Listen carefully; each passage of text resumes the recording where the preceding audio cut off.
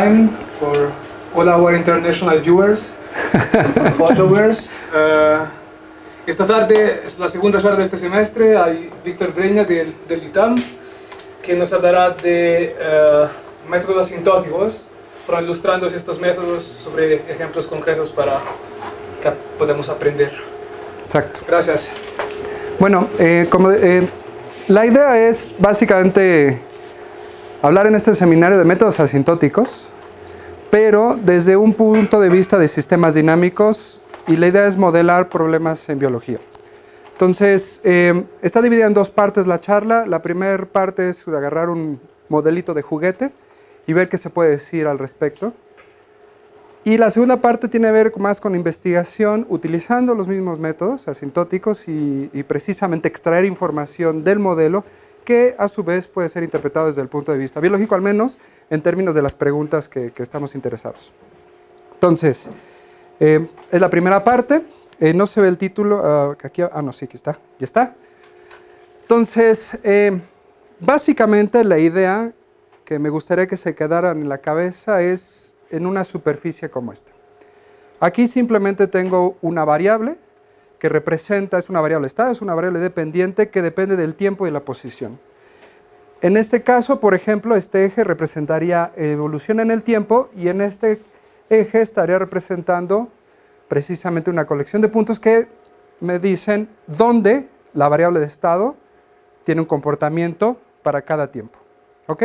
Entonces, en este sentido, lo que les quiero platicar es cómo describir un objeto de este tipo, de tal manera que me ayude a determinar eventos como lo que se ve aquí, una especie de tridente sin el tercer, precisamente, palito. ¿Ok? Entonces, esa es la idea. Entonces, en concreto, lo primero que tengo que hablar con ustedes es pues, hablar de algunos conceptos básicos, solamente para saber en dónde estamos. Entonces, ¿qué es lo que entiendo como un sistema dinámico? Básicamente, en términos de aplicaciones, la idea es tener una relación de correspondencia F, que bien puede ser una función de este tipo, una función de este tipo, o más, de forma más general, un funcional. Tengo una variable de estado, y esa variable de estado está relacionado con algo que me dice cómo cambia respecto a una de las variables independientes. En particular, lo que me interesa es el tiempo. ¿Por qué el tiempo? Porque el tipo de modelos de los que les vengo a platicar precisamente es, dado una variable de estado, cómo evoluciona en el tiempo dependiendo dónde esté. Son características espaciales. Y la idea es que voy a tener un conjunto de parámetros representados por este vector μ, que precisamente caracterizan al modelo. Pero además, esto lo que significa es que si yo lo que quiero es determinar cómo es la variable de estado en términos de cómo cambia con respecto a mi variable independiente, el tiempo en particular, pues me interesa saber cuál es el efecto que impacta esos parámetros. Más adelante voy a ser más específico en términos de a qué me refiero con esos parámetros. Entonces, ejemplos. Aquí podría tener, por ejemplo, una interacción donde f es una función que va de Rn a Rn. Por ejemplo, podría estar representando una interacción de una plantita que crece a distintas épocas, dada una generación n. Eso quiere decir, pues si pensamos en arroz, en frijol o en maíz, pues germina a distintas épocas del año. Entonces tendría que considerar 2 o 3 distintas generaciones. Eso representa que f podría ser una función con retraso, en términos de que si n representa una generación. Y pueden ser interacciones no lineales. En este caso, la clasifico como los sistemas dinámicos semicontinuos. Básicamente la idea puedo pensar en una red dinámica, donde f es precisamente, tiene una componente que representa cómo están correlacionados unos nodos, cuyos nodos y aristas pueden tener una dinámica. Ejemplo de ello, podríamos pensar en, por ejemplo, cómo se propaga una epidemia, dada cómo las personas viajan de ciudades donde hay una alta densidad a ciudades donde tiene poca densidad o simplemente es difícil moverse. Y de los sistemas de los que yo estoy más interesado son los que tienen esta forma, donde este funcional pues, puede ser una ecuación diferencial. En concreto, lo que estoy diciendo es que U va a ser una variable de estado que cambia con respecto al tiempo, y este funcional está caracterizado por propiedades que tienen que ver con el espacio, procesos de transporte, como la difusión, advección, etc. Entonces, en ese sentido, de lo que estoy interesado es, bueno, si es un sistema dinámico, me encantaría saber si hay variables de estado, o mejor dicho, hay puntos especiales que representan no cambio con respecto al tiempo. Es decir, puntos de equilibrio, por así decirlo, por ponerle un nombre. En general, esos van a ser soluciones de equilibrio. En otras palabras, lo que vamos a estar viendo como sistema dinámico, donde estamos buscando esas variables de estado que no cambien con respecto al tiempo, pues son ceros de este funcional. Entonces, la idea es, como lo que me interesa es encontrar esos valores de la variable de estado tal que el funcional se hace cero, pues lo que me gustaría saber es precisamente cómo este vector de parámetros caracteriza esas soluciones. En el caso funcional, esta vez donde vive U es un espacio de Banach. Sí, en general es un espacio de Banach. De hecho es muy curioso que lo menciones porque de alguna manera la idea es que todas estas cosas es el mismo objeto. Porque sí, formalmente estas funciones U viven en un espacio de Banach, pero a la hora de tratarlo numéricamente en realidad son de este tipo, que a su vez son de este tipo. Entonces por eso los pongo, las clasifico estas tres, depende del sapo o la pedrada, pero la idea central es, quiero encontrar ceros, y hay un teorema que me dice que lo puedo hacer. ¿Y cómo lo puedo hacer? Entonces, ¿perdón? O puntos fijos, exactamente. Entonces, bueno, supongamos que precisamente puedo encontrar soluciones, es decir, estos puntos fijos especiales, soluciones de equilibrio, que dependen de los parámetros, y lo que me interesa saber en términos de cómo caracterizarlos es, bueno, puedo encontrar un conjunto de parámetros tales que la dinámica en este punto no es exactamente en una vecindad de este. Es decir, hay eventos especiales dados por el conjunto de parámetros donde la solución cambia drásticamente. ¿Qué es eso? En este sentido, lo que voy a pensar como una bifurcación es precisamente si H representa una homotopía, entonces no tengo precisamente que hay una equivalencia topológica. O sea, lo que estoy diciendo es, como lo estoy pensando como un sistema dinámico, si me fijo precisamente en el flujo que pasa para un valor de mu cercano a mu estrellita, entonces me fijo en todas las soluciones que están dadas un mu, quiero ver precisamente cómo va ese flujo y voy a ver que no es lo mismo que exactamente pararme en ese punto especial. O sea, en otras palabras, lo que estoy diciendo es, si por ejemplo yo soy un estado de equilibrio donde represento distribución homogénea, dado de un valor de parámetro, puede ocurrir que entonces esa distribución homogénea es sensible a perturbaciones. O sea, en términos de sistemas de ecuaciones diferenciales, lo que estoy diciendo es tengo un punto de equilibrio estable que se convierte en uno no estable. Esa es la idea. Cuando ocurre eso, entonces formalmente no existe una homotopía que te lleve, cuando ocurre, a una vecindad de lo que está pasando alrededor de este punto. ¿Ok? Entonces, la parte que me interesa ver es precisamente, bueno, si precisamente puedo encontrar este punto especial en el sentido que hay una solución de equilibrio, tal que para un conjunto de parámetros de equilibrio ocurre esta falla topológica, por así decirlo, entonces me gustaría caracterizar todos los eventos tales que ocurre esto. ¿Por qué? Porque de esa manera me permite clasificar todas las soluciones posibles de mi sistema dinámico y ver cómo son las transiciones de una familia a otra, cosas de este tipo. Voy a hacer un poquito más claro más adelante con el ejemplo, creo que va a quedar más claro. Ok, entonces, en este sentido voy a pensar en sistema dinámico. Es una relación de correspondencia, un operador que me dice evolución y una variable de estado caracterizada por un conjunto de parámetros. Son esos tres ingredientes. Ahora, como la idea es clasificar o entender qué es lo que ocurre en estos puntos especiales, entonces de alguna manera la forma en la que a mí me gusta pensar en los métodos asintóticos es fijarme exactamente cuando eso ocurre en una vecindad de ese lugar. Para ello, pues, lo que tenemos que hacer es aplicar un Taylor pues básicamente fino, en el sentido de ser más preciso. ¿A qué me refiero como estar cerca? Entonces, para eso, la idea es encontrar una estimación. Y voy a pensar, primero tenemos que entender algunas relaciones de orden.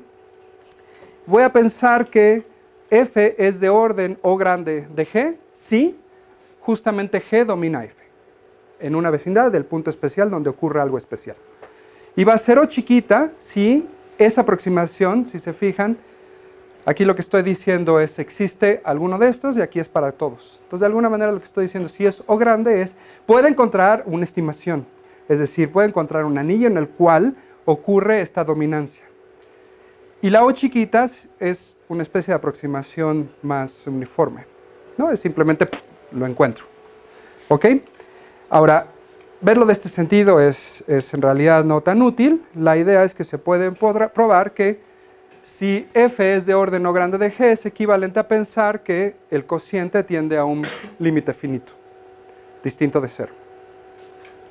Si L es exactamente 1, lo que estoy diciendo es que F y G son asintóticamente equivalentes.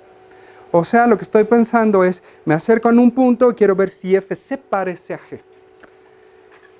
O mejor dicho, si G captura todas las propiedades de F asintóticas. Y O chiquito simplemente es este cociente cuando tiende a 0. En otras palabras, estoy diciendo que G definitivamente absorbe todas las propiedades asintóticas de F cuando me acerco al punto. ¿Ok? Dada esa estimación asintótica, entonces, pues puedo pensar en una sucesión de funciones. Lo estoy escribiendo en términos de Z porque estoy pensando en funciones analíticas, pero pues pueden ser funciones de Cn en Cn. Entonces, vamos a decir que una sucesión asintótica es tal que todos los términos de orden n más 1 están dominados por O chiquita de los términos n. O sea, en otras palabras, lo que estoy diciendo es que los términos de orden n son mucho más grandes que los términos de n más 1. Entonces, en ese sentido, lo que voy a pensar es en una sucesión donde los primeros términos capturan la mayor información de todos los elementos de mi sucesión. Si tengo una sucesión, entonces puedo pensar en una expansión asintótica. Y la expansión asintótica básicamente es generalizar un poquito la idea de sucesión. O sea, lo que voy a tener es, si tengo precisamente este objeto que representa expansión. ¿Expansión en qué sentido? En que puedo encontrar una sucesión asintótica tal que los enésimos términos capturan la mayor información de la función z cuando estoy cerca de un punto especial, z0.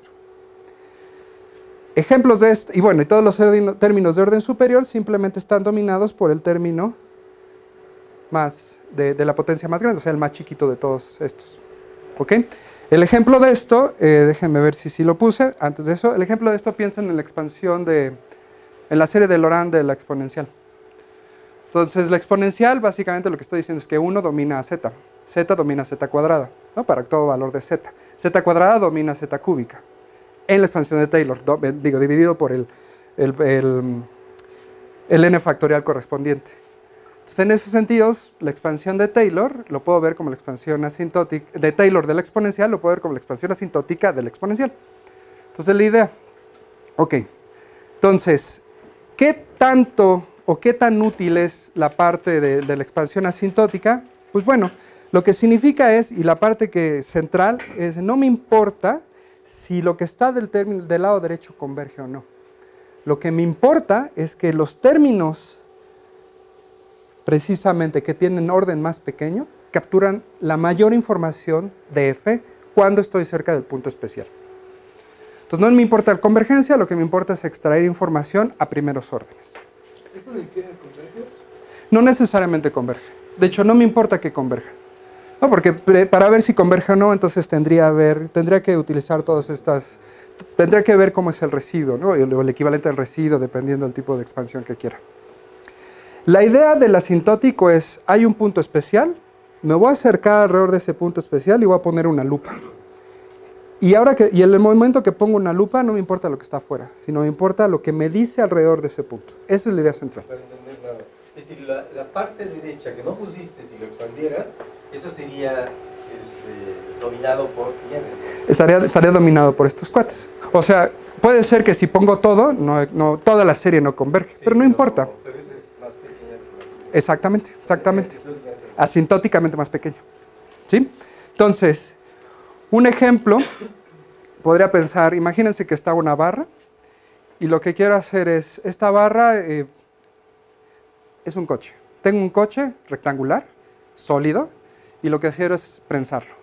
Entonces mi pregunta sería, ¿cuál sería la fuerza tal que hace que empieza a doblarse ese coche? Entonces en ese sentido se puede formular como este problema de valores a la frontera, donde S va a parametrizar precisamente la longitud de arco. O sea, lo que estoy pensando es en, tengo una barrita, lo que quiero es precisamente, mi coche está atorado a donde está la prensa, y lo que hago es fijarme precisamente en el vector tangente dependiendo de θ, para cada valor, para cada lugar donde está precisamente mi longitud de arco. Entonces, en ese sentido, pues esta es la segunda ley de Newton. Esta es aceleración, y esto simplemente es la proyección del vector de la fuerza en la dirección horizontal.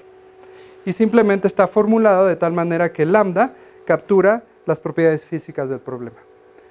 Está rescalado de tal manera que como estoy midiendo con respecto al ángulo, entonces estoy en el intervalo de 0 a pi. No, simplemente es un rescalamiento. Y lo que me interesa es saber quién es el F que produce que precisamente esta barrita de estar completamente horizontal representa un doblamiento. Esa es la idea. ¿Ok? Entonces, en otras palabras, y bueno, estas condiciones lo único que me dice es que si estoy en el ángulo 0 y en el ángulo pi, pues simplemente θ no cambia. Perdón, si estoy en el longitud de arco 0 y en pi, que serían los extremos, entonces el ángulo simplemente es 0 con respecto al horizontal. ¿Ok? Entonces, ¿cómo tratar este problema? Pues es una bronca si lo piensan bien, porque obviamente si θ es pequeño, entonces seno de θ lo puedo aproximar por θ, y esto simplemente está bien fácil de resolver. Es el oscilador armónico que a los físicos les encanta. Pero eso solamente se vale cuando θ es menor que 15 grados. O sea, no me sirve, ¿no? Es muy pequeñito. Lo que me interesa saber es si puedo encontrar funciones de θ dado una longitud de arco, es decir, cualquier punto aquí, de tal manera que la solución de esta cosa sea la no trivial, es decir, es la no cero. Porque eso representa, se dobla la barra, o mi coche. ¿Ok? Entonces, en ese sentido, déjenme escribirlo.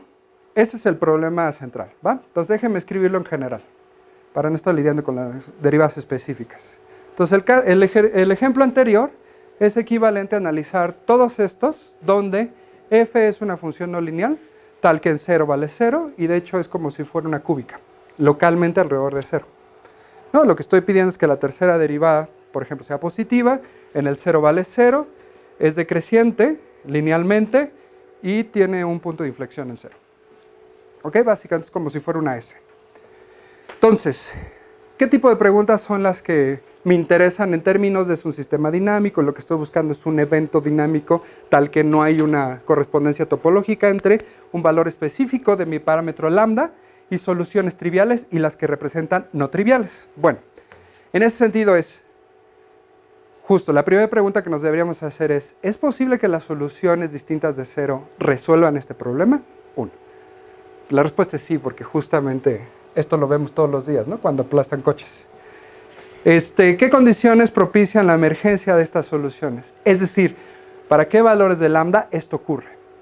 Si lo piensan bien, esto lo que me está diciendo es, dado un operador lineal, quiero ver si el rango de ese operador lineal está dado por precisamente el contradominio de F. O sea, si eso es posible. 3. Dice, ¿de qué manera están ordenadas? Es decir, si sí existen, que le estoy adelantando que sí existen, si encuentro las condiciones que propician esa existencia, las puedo catalogar. Es decir, puedo decir, estas soluciones pertenecen a este valor de lambda, estas otras soluciones pertenecen a este valor de lambda. Si se fijan, estoy hablando de orden, de alguna manera. Si puedo establecer un orden, entonces puedo decir cuál es la primera y puedo decir entonces cuál es el F crítico que produce que se rompa la barrita, bueno, que se doble la barrita. Y tercero, sobre todo, dado que F es no lineal, me gustaría saber pues justo cuál es el comportamiento asintótico cuando este evento dinámico ocurre. ¿Ok? Entonces, más o menos esa es la idea de lo que estamos buscando. Ahora, ¿cómo hacerlo? Bueno, la idea es, ok, construir una sucesión asintótica. Dada una sucesión asintótica, entonces proponer una expansión asintótica y a partir de ahí ver si puedo decir algo al respecto. ¿Ok? Entonces, me voy a regresar un poquito. Lo primero que tenemos que ver en este caso es que fíjense que U es solución, U igual a 0 es solución. ¿No? Precisamente porque tengo esto. Entonces, en ese sentido, ¿cuál va a ser la expansión asintótica que vamos a proponer? Pues voy a agarrar un parámetro epsilon. En este caso, simplemente es un parámetro positivo, pero suficientemente pequeño. Básicamente lo que estoy diciendo, estoy proponiendo una sucesión asintótica, ¿no? De forma continua. Y lo que voy a proponer es precisamente potencias de ese parámetro chiquitito. Y voy a decir que U, alrededor del 0, tiene una contribución a orden epsilon, una contribución a orden epsilon cuadrado, una contribución a orden epsilon cúbico, etc. No estoy considerando el término independiente de epsilon porque ya sé que el 0 es de donde estoy partiendo. Y por otro lado, voy a proponer a lambda, como yo no conozco lambda, lambda es un real en general, entonces propongo que lambda tiene una expansión similar. Y la idea es descubrir quiénes son todas las U subíndice o todas las U subj y todas las lambdas subj y ver si las puedo relacionar de alguna manera. Ojo, si se fijan, esto es un Taylor elegante. Lo único que estoy diciendo es, no tengo idea quién es U, no tengo idea quién es lambda, pues expando en Taylor alrededor del punto que me interesa. Y el punto que me interesa es donde parto, que es precisamente U es igual a 0. ¿Ok? Entonces, en ese sentido, y lo que les decía era, bueno, lo de aquí arriba, esto me representa, es una transformación lineal. ¿Ok? Entonces, en ese sentido, voy a proponer el operador que linealiza la solución, pero linealiza el problema alrededor del punto de interés, que es precisamente en 0. Dado que f es no lineal y f' es distinta de 0, entonces este cuate existe. Y voy a decir que el operador L elegante de cualquier phi, ¿quién va a ser phi? Pues todas las UJs, pues van a ser precisamente este cuate. ¿Ok? Entonces, ¿por qué lo defino así? Pues porque este operador lo que me está diciendo es párate en 0 y yo te digo linealmente cómo es ese 0. Entonces, ¿qué es lo que hacemos? Bueno, dada esa definición, sustituimos esta U y esta lambda en el problema anterior, y como es una sucesión, perdón, es una expansión asintótica, eso quiere decir que los términos de orden 1 son los términos de orden líder que dominan a estos, y estos a su vez dominan a los de orden epsilon cuadrado. Entonces lo único que hice fue proponer, ¿ya se ve? Eso lo que dice es, lo que estoy haciendo es proponer una expansión, y dado que es asintótica, entonces veo que me dice el orden superior, ¿qué información me da? Una vez que me da esa información, me voy al siguiente orden, que es una aproximación más precisa, pensando en Taylor, esa es la idea. Y así me sigo sucesivamente. Entonces, a primer orden, lo que veo es que precisamente el operador de linealización para la función U0 es 0, lo que estoy diciendo es que U0 es elemento del kernel, dadas estas condiciones de frontera. Y a partir de aquí pues es fácil ver que esta es la solución, ¿no? Para una real. Y esto se vale siempre y cuando lambda 0 toma esta forma, donde n es un número, es entero en general. ¿No? Pues es básicamente, es agarrar esto, U0, pues es un oscilador armónico. Si lambda precisamente tiene ese signo, entonces el oscilador armónico, debido a las condiciones de frontera, tiene que ser el seno. ¿Ok? Entonces, ya conozco a U0 y a lambda 0. Al siguiente orden, lo que me está diciendo este sistemita o este problema es el operador de linealización toma al elemento U1 y este cuate lo mapea a este compadre. Es decir, U0 pertenece al kernel del operador lineal. Ok, pero eso lo que significa es que U1 pertenece al rango del operador lineal, que a su vez tiene que ser identificado con un elemento del kernel. O sea, dicho de otra forma, lo que estoy diciendo es, tengo un operador lineal y si ese operador lineal lo veo precisamente como todos los elementos que tomo en su dominio y los aviento a otro lado, entonces hay una identificación entre al menos el primer elemento, entre un elemento del kernel con un elemento del rango. Esa es la idea, eso es lo que me dice esto. En otras palabras, en términos de ecuaciones, pues ya conozco U0, entonces esto es una ecuación diferencial de segundo orden lineal. ¿No? Y lo puedo resolver. Si tengo U1, entonces conozco este ya lo conocía, ya conozco lambda 1 porque supuestamente ya resolví este cuate y entonces lo único que tengo que hacer es encontrar a lambda 0 y al U2. Ya está. Está bien fácil. Pero todo el secreto es pensar en... bueno, y así me sigo para las órdenes superiores. Ahora, todo esto...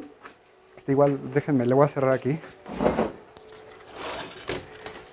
Es pensarlo en términos de mapeos, bueno, de transformaciones lineales. Es un operador lineal. Es mucho más fácil verlo así, en lugar de ecuaciones diferenciales de valores a la frontera. Y la idea es la siguiente. Aquí voy a dar un brinco grande, pero básicamente lo que necesito son dos ingredientes importantes.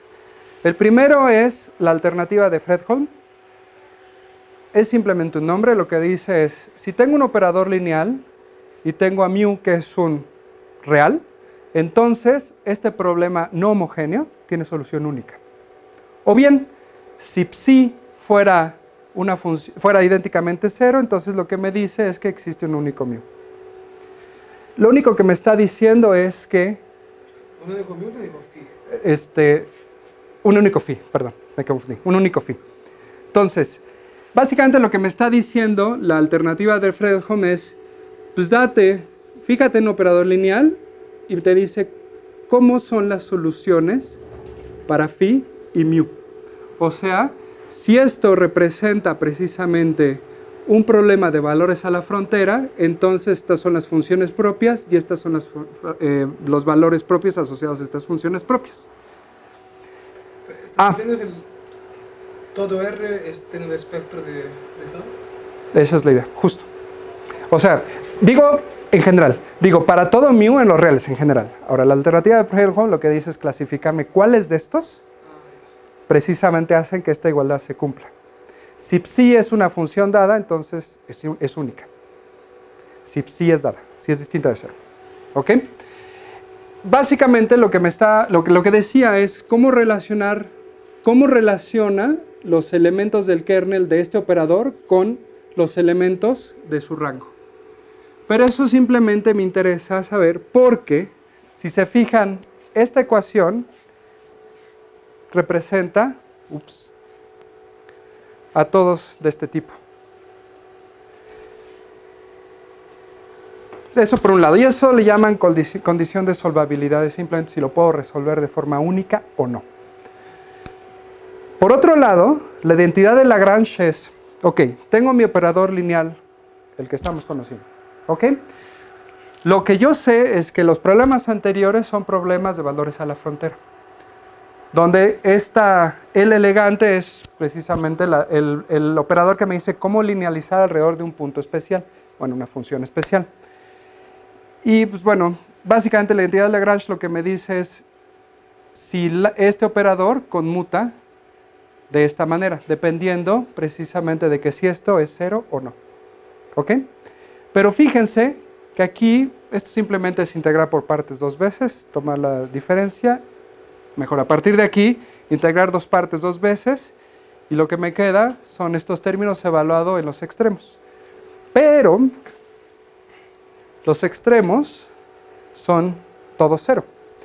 En otras palabras, lo que me está diciendo es que este cuate es igual a este, en otras palabras, este operador conmuta en las entradas de este producto interior. ¿No? Estoy en L2. Entonces, si se fijan, empezamos con un problema donde solamente estoy hablando como si fuera Taylor. Y lo transformé a algo que tiene que ver con algo que tenga equivalencia a álgebra lineal. Bueno, un poquito más complejo porque estoy en espacio de dimensión infinita, son espacios de Banach. Pero lo único que estoy diciendo es ver cómo clasifico este operador que me habla de linealizar alrededor de un punto especial. ¿Cómo traduzco estas dos condiciones?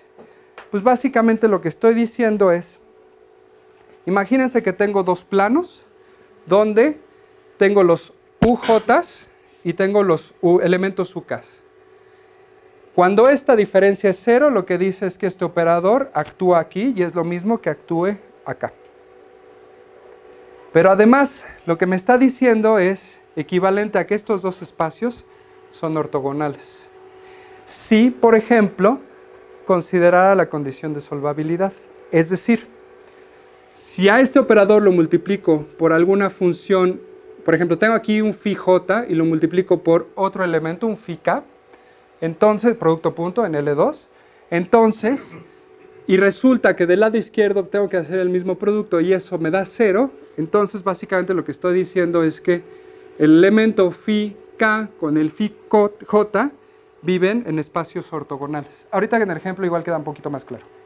O sea, lo único que estoy diciendo es, necesito esto para ver que efectivamente puedo resolver, cachito a cachito, y necesito esto para ver si el operador lineal es de una forma específica, que me permite precisamente representarlo como si fuera una operación entre dos espacios ortogonales. Entonces, en particular, parto de este problema y sé que conozco todo sobre U0 y todo sobre lambda 0. ¿No? Está dado en términos de información conocida. Ahora, aquí, ¿qué es lo que haría? Pues bueno, si multiplico producto interior de este cuate con U0, de ambos lados, pues de este lado yo sé que L conmuta, pero yo sé que U0 aplicado a L me da 0. En otras palabras, lo que estoy diciendo es, del lado derecho tengo lambda 1, la norma cuadrada de U0 en L2, eso es un número, y eso tiene que ser igual al producto interior que les estaba diciendo. Pero esta L, por la identidad de Lagrange, conmuta. Pero a U0 le aplico L, pues eso me da 0. ¿Eso qué significa? Que todo este término tiene que ser 0. Ah, pero U0 ya lo conozco y sé que su norma es distinta de 0, ¿no? Porque es seno cuadrado. F'0 había dicho que era distinto de 0, por lo tanto lambda 1 tiene que ser 0. ¿Ok? En otras palabras, si lambda 1 es 0, entonces U1 pertenece al kernel de este operador L. En términos de lo que a nosotros interesa, lo único que estoy diciendo es, bueno, lambda está dado por lambda 0, que ya sé quién es. Lambda 1 es 0, entonces este no aparece. Entonces me tengo que ir, para obtener más información sobre lambda, conocer quién es lambda 2. ¿Ok? Entonces, ¿Esto siempre pasa o...? Sí. en este ejemplo en particular. En este ejemplo en particular. Y en este ejemplo en particular pasa porque este operador lo construí de tal manera que cumpliera con la identidad de Lagrange. Porque estoy pensando en un problemita de este tipo. De hecho, es un problema de Sturm-Liouville. Y en particular le pedí a F' que fuera distinta de 0. ¿No? Es que es precisamente el equivalente del seno. Pero no necesariamente. Entonces, hago lo mismo para la ecuación a segundo... Esta línea siempre es cierta, la primera línea. Sí, claro. Pero el hecho que nosotros tenemos que esto implica lambda 1 igual a 0 específicamente. Exactamente, específicamente. Pero la identidad de Lagrange siempre es cierta. Sí, para operadores de ese tipo, ¿no? De Sturm-Liouville. Sí, claro, por supuesto. Pero puede ser que haya operadores donde no necesariamente eso ocurre, ¿no? Sí, que ver como si es adjunto, si es autoadjunto. Exactamente. Justo. Entonces, o sea, básicamente el mensaje, lo que quiero es... Por ejemplo, ecuaciones de tipo de reacción, difusión o interdiferenciales como la de Luisa, estos operadores son lados adjuntos. La segunda parte es justamente tiene que ver con reacción-difusión. cómo le harías para un problema de reacción de fusión. Y De por ejemplo, estos de lo que vimos con Luisa, estos sí, estos también serían algo adjunto cuando linealizo. No lo sé, habría que definir el operador de linealización y probar primero qué es autoadjunto. Y entonces, sí, igual podríamos intentar este enfoque. El linealizado ya lo calculan también en el archivo de Breslov. Buscan El que me enviaste. Sí. Pues ya está. Digo, ojo, pero esto es alrededor de un punto especial, ¿no? Para este ejemplo. Ahora, queremos saber cómo es lambda 2. Porque, ojo, nuestro objetivo era saber cuál es la fuerza crítica, o sea, es decir, cuánto necesito apretar a esta barra para que se doble, para que exista una solución no trivial. Entonces, me voy al problema de orden epsilon cuadrada, hago el mismo ejercicio, veo que del lado izquierdo tengo todos estos términos, identidad de Lagrange, yo sé que este cuate se hace 0, por lo tanto toda esta suma es 0, y eso implica que lambda 2 queda dado de esta forma, ¿ok? Eso está re bueno, porque lo que me está diciendo es que lambda tiene un valor que no depende de ese parámetro epsilon, y tiene una contribución de orden epsilon cuadrado. Y esa contribución está dada en términos de la información que representa precisamente la fuerza aplicada, ¿no? Que es Newton. Es decir, lo que estoy diciendo es lo siguiente. Si yo grafico a lambda en el eje horizontal y en el eje vertical me fijo en la norma de U0, solamente la norma de U0, yo sé que la norma de U0 es A.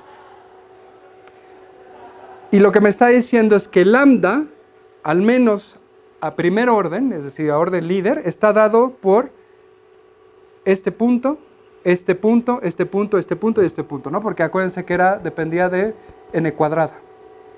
¿Ok? Entonces, lo que estoy diciendo es que si yo varío lambda, voy a encontrar una sucesión ordenada, infinita, de bifurcaciones.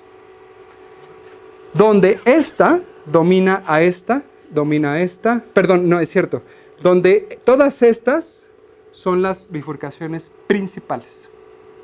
¿Ok? En otras palabras, si tú me das una lambda, yo te voy a decir cómo es su cero. ¿Ok? Esa es la idea. Ahora, si consideramos a lambda al siguiente orden, entonces lo que estoy diciendo es que lambda es lambda 0, más la contribución dada por el término que acabamos de calcular, pero está multiplicado por epsilon cuadrado, que es epsilon a al cuadrado. ¿Pero quién es epsilon a? Pues es precisamente la amplitud de la expansión U, donde habíamos dicho que la solución donde partí es el 0. Y entonces, como U estaba dada por U0, U estaba dado por epsilon U0 más epsilon cuadrado U1, etcétera, etcétera, asintóticamente lo que estoy diciendo es que U toma esta forma. ¿Ok? En ese sentido, entonces, puedo hacer el mismo ejercicio, grafico y varío lambda, y en el eje horizontal voy a tomar la norma de U. ¿Qué norma? Pues en L2. En ese sentido, esta norma es aproximadamente epsilon A. Pero fíjense que estas curvas, cuando considero un elemento más de una expansión asintótica, ya no son rectas verticales, sino son precisamente parábolas, dadas por este compadre. ¿Eso qué significa? Pues lo que significa es que si yo tengo a lambda, empiezo a crecer lambda, lo hago más grande, encuentro uno de estos eventos especiales, una bifurcación, y aquí va a emerger una familia de soluciones tales que están caracterizadas por este valor de f', que había dicho que f' era negativa.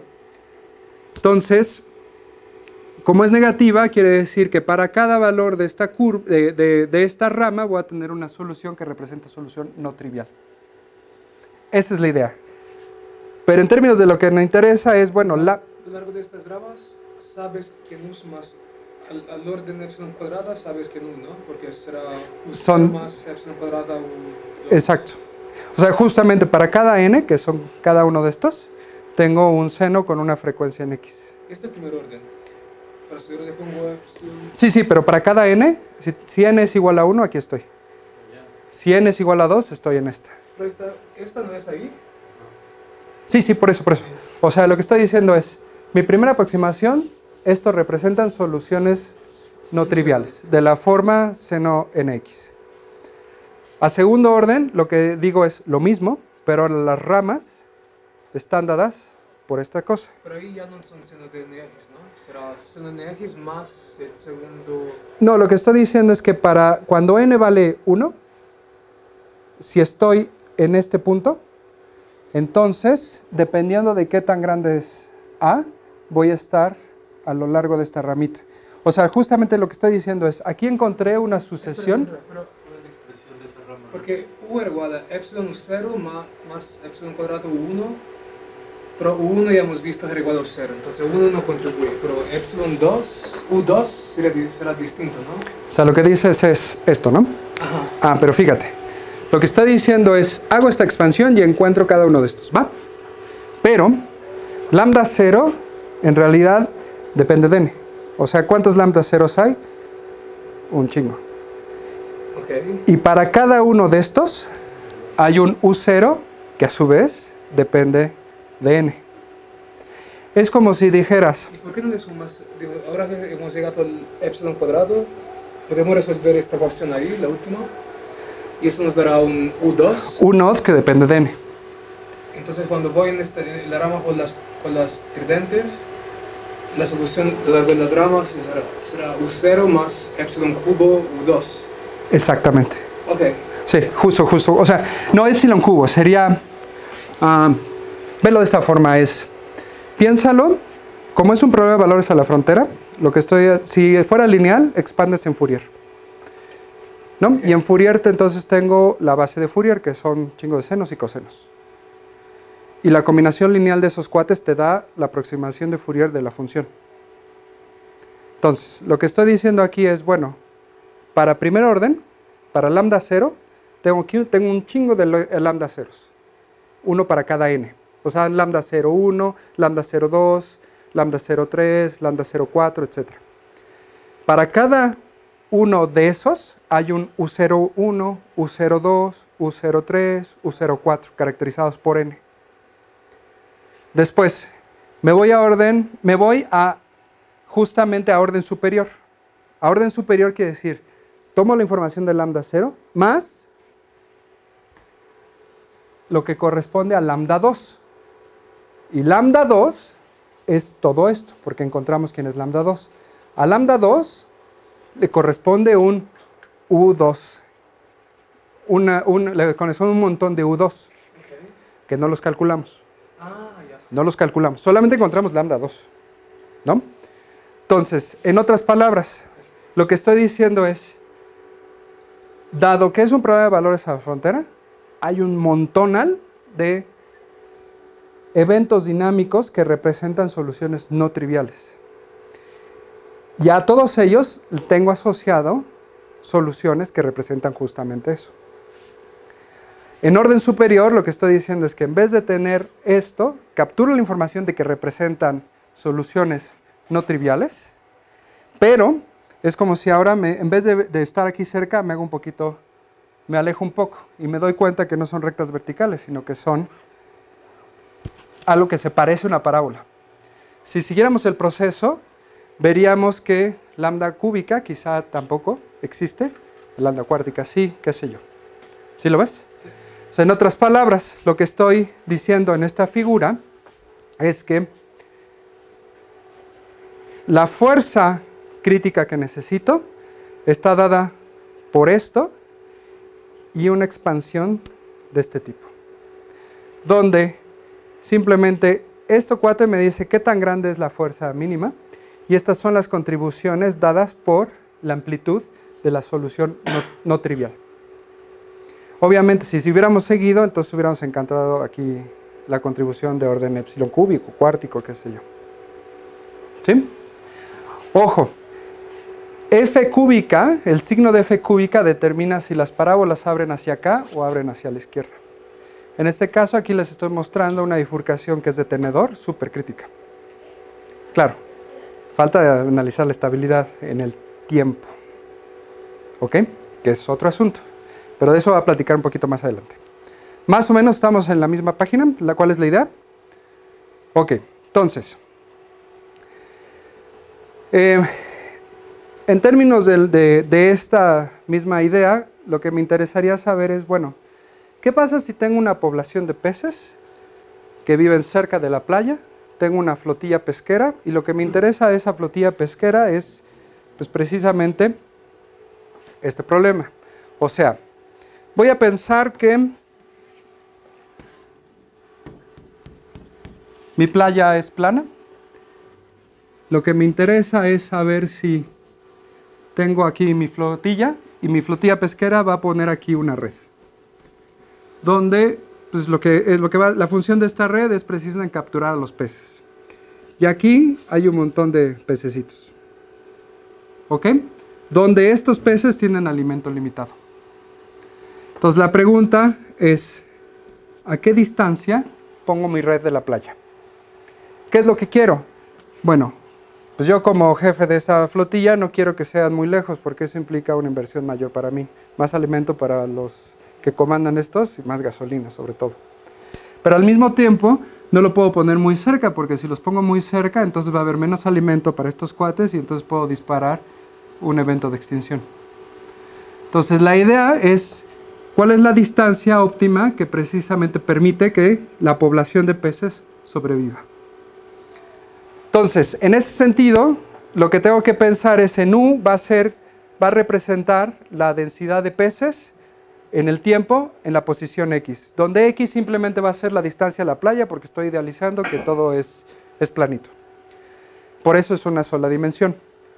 Voy a pensar que precisamente pensando en crecimiento de Malthus, la razón de crecimiento intrínseca de Malthus depende de la densidad y va a estar dada por esta función, donde gamma me dice qué tan bueno y qué tan prolífico soy o qué tan prolífica es esta densidad de pez para reproducirse, y GU es el crecimiento logístico.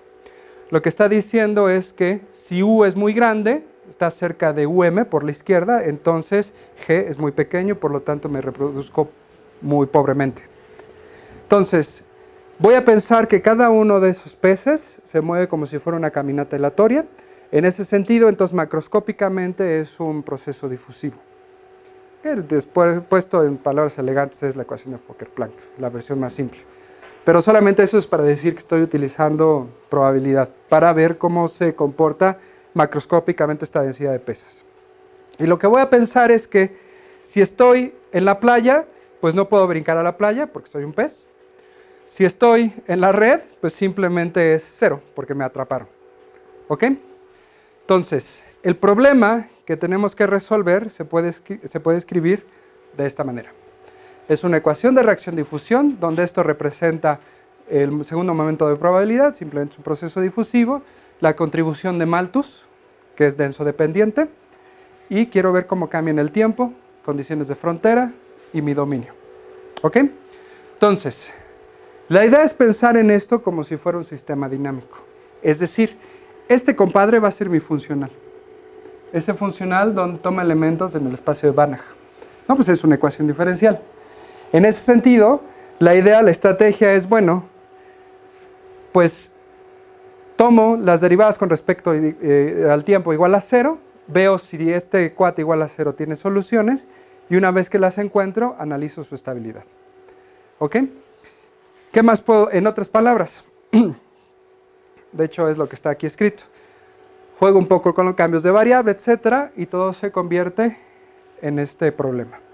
Donde ahora este parámetro D, que lo voy a llamar difusión intrínseca, está dado en términos de qué tan buenos son los peces para moverse, cuál es su movilidad, la distancia de la red a la playa y gamma, que representa qué tan rápido me reproduzco. En ese sentido, fíjense que si soy muy perezoso y me muevo muy lentamente en donde tengo espacio, entonces D es pequeñito. Si H es muy grande, significa que la red está muy lejos de la playa. Si gamma es muy grande, es decir, que soy buenísimo para reproducirme, entonces D es muy chiquito. En otras palabras, como estoy pensando en capturar las ideas del ejemplo anterior, D va a ser mi candidato a que sirva como parámetro de bifurcación. Pero sobre todo, porque lo que me interesa es H. H es el que me va a decir a qué distancia voy a poner mi red para que sobreviva la población. En ese sentido, lo que tengo que ver es si, viendo como sistema dinámico, este funcional admite puntos de equilibrio, es decir, soluciones de equilibrio, tales que sean distintas de cero. Y además quiero que sean estables en el tiempo, porque si son inestables en el tiempo, pues no me sirve de nada, ¿no? Pero ¿cómo queda entonces la gamma? Gamma es el ritmo al que se reproduce la población. ¿Por qué si se reproducen rápido la difusión es pequeña? Porque se atasca. Porque se atasca, ¿no? O sea, si me reproduzco mucho, saturo el medio rapidísimo. Y entonces tengo poco espacio para moverme. ¿Ok? Entonces, en ese sentido, vamos a buscar soluciones de equilibrio al funcional. Y ahora lo único que voy a hacer es reescribirlo de tal manera que voy a generar el parámetro A para que esté aquí. ¿Por qué lo escribo así? Porque de esta manera es un oscilador armónico no lineal. Y de esta forma, f de b tiene esta forma logística, súper simple. Exactamente. Entonces, fíjense que 0 es solución y representa extinción. Y ese término, lo que tiene que, a partir de ese término, tiene que salir lo que representa sobrevivencia. Para valores de A. Si encuentro A, encuentro D, y si encuentro D, encuentro H. ¿Ok? Entonces, en ese sentido, lo primero que tengo que ver es, ¿cómo es F? Pues el 0 es solución, por lo tanto, linealizo. F a primer orden es el oscilador armónico, bueno, armónico entre comillas, porque tengo condiciones a la frontera. Y de esta forma veo que este problema tiene solución de tipo coseno siempre y cuando A sea igual a pi medios. ¿Cómo me di cuenta de eso? Pues precisamente porque resuelvo esta ecuación, tengo una combinación lineal de senos y cosenos, en particular no importa, me agarro seno más coseno, impongo esta condición y después para que esta se cumpla, A tiene que ser pi medios. Ok, linealmente. Pero yo no sé si para valores de A más grandes tengo soluciones no triviales. Entonces, en ese sentido, A, que está conectado con D, que a su vez está conectado con H, que es el que me interesa, lo expando asintóticamente. Y correspondientemente a B, lo expando asintóticamente. Ok, entonces, defino ahora mi operador de linealización de esta forma. ¿Cómo me doy cuenta que es de esta forma? Pues bueno, porque linealmente vi que este compadre tiene una solución no trivial. Entonces lo único que hago es voy a verificar que esto se cumple para órdenes superiores de mi V, que quiero que represente sobrevivencia.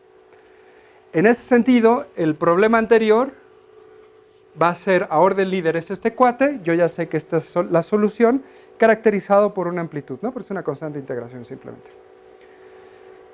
Esta amplitud lo que va a decirme es, bueno, ¿qué tal si la amplitud es pequeñita? Eso quiere decir que esta función representa sobrevivencia, una distribución de estos pececitos en esta región, distinta de 0, y A lo único que me va a decir es qué tan grande, qué tan pequeña.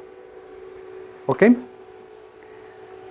A orden epsilon, encuentro esta expresión, y a partir de aquí hago el tratamiento que hicimos para lo de la barrita y encontramos que el término A1 está dado por 4 sobre 3pi.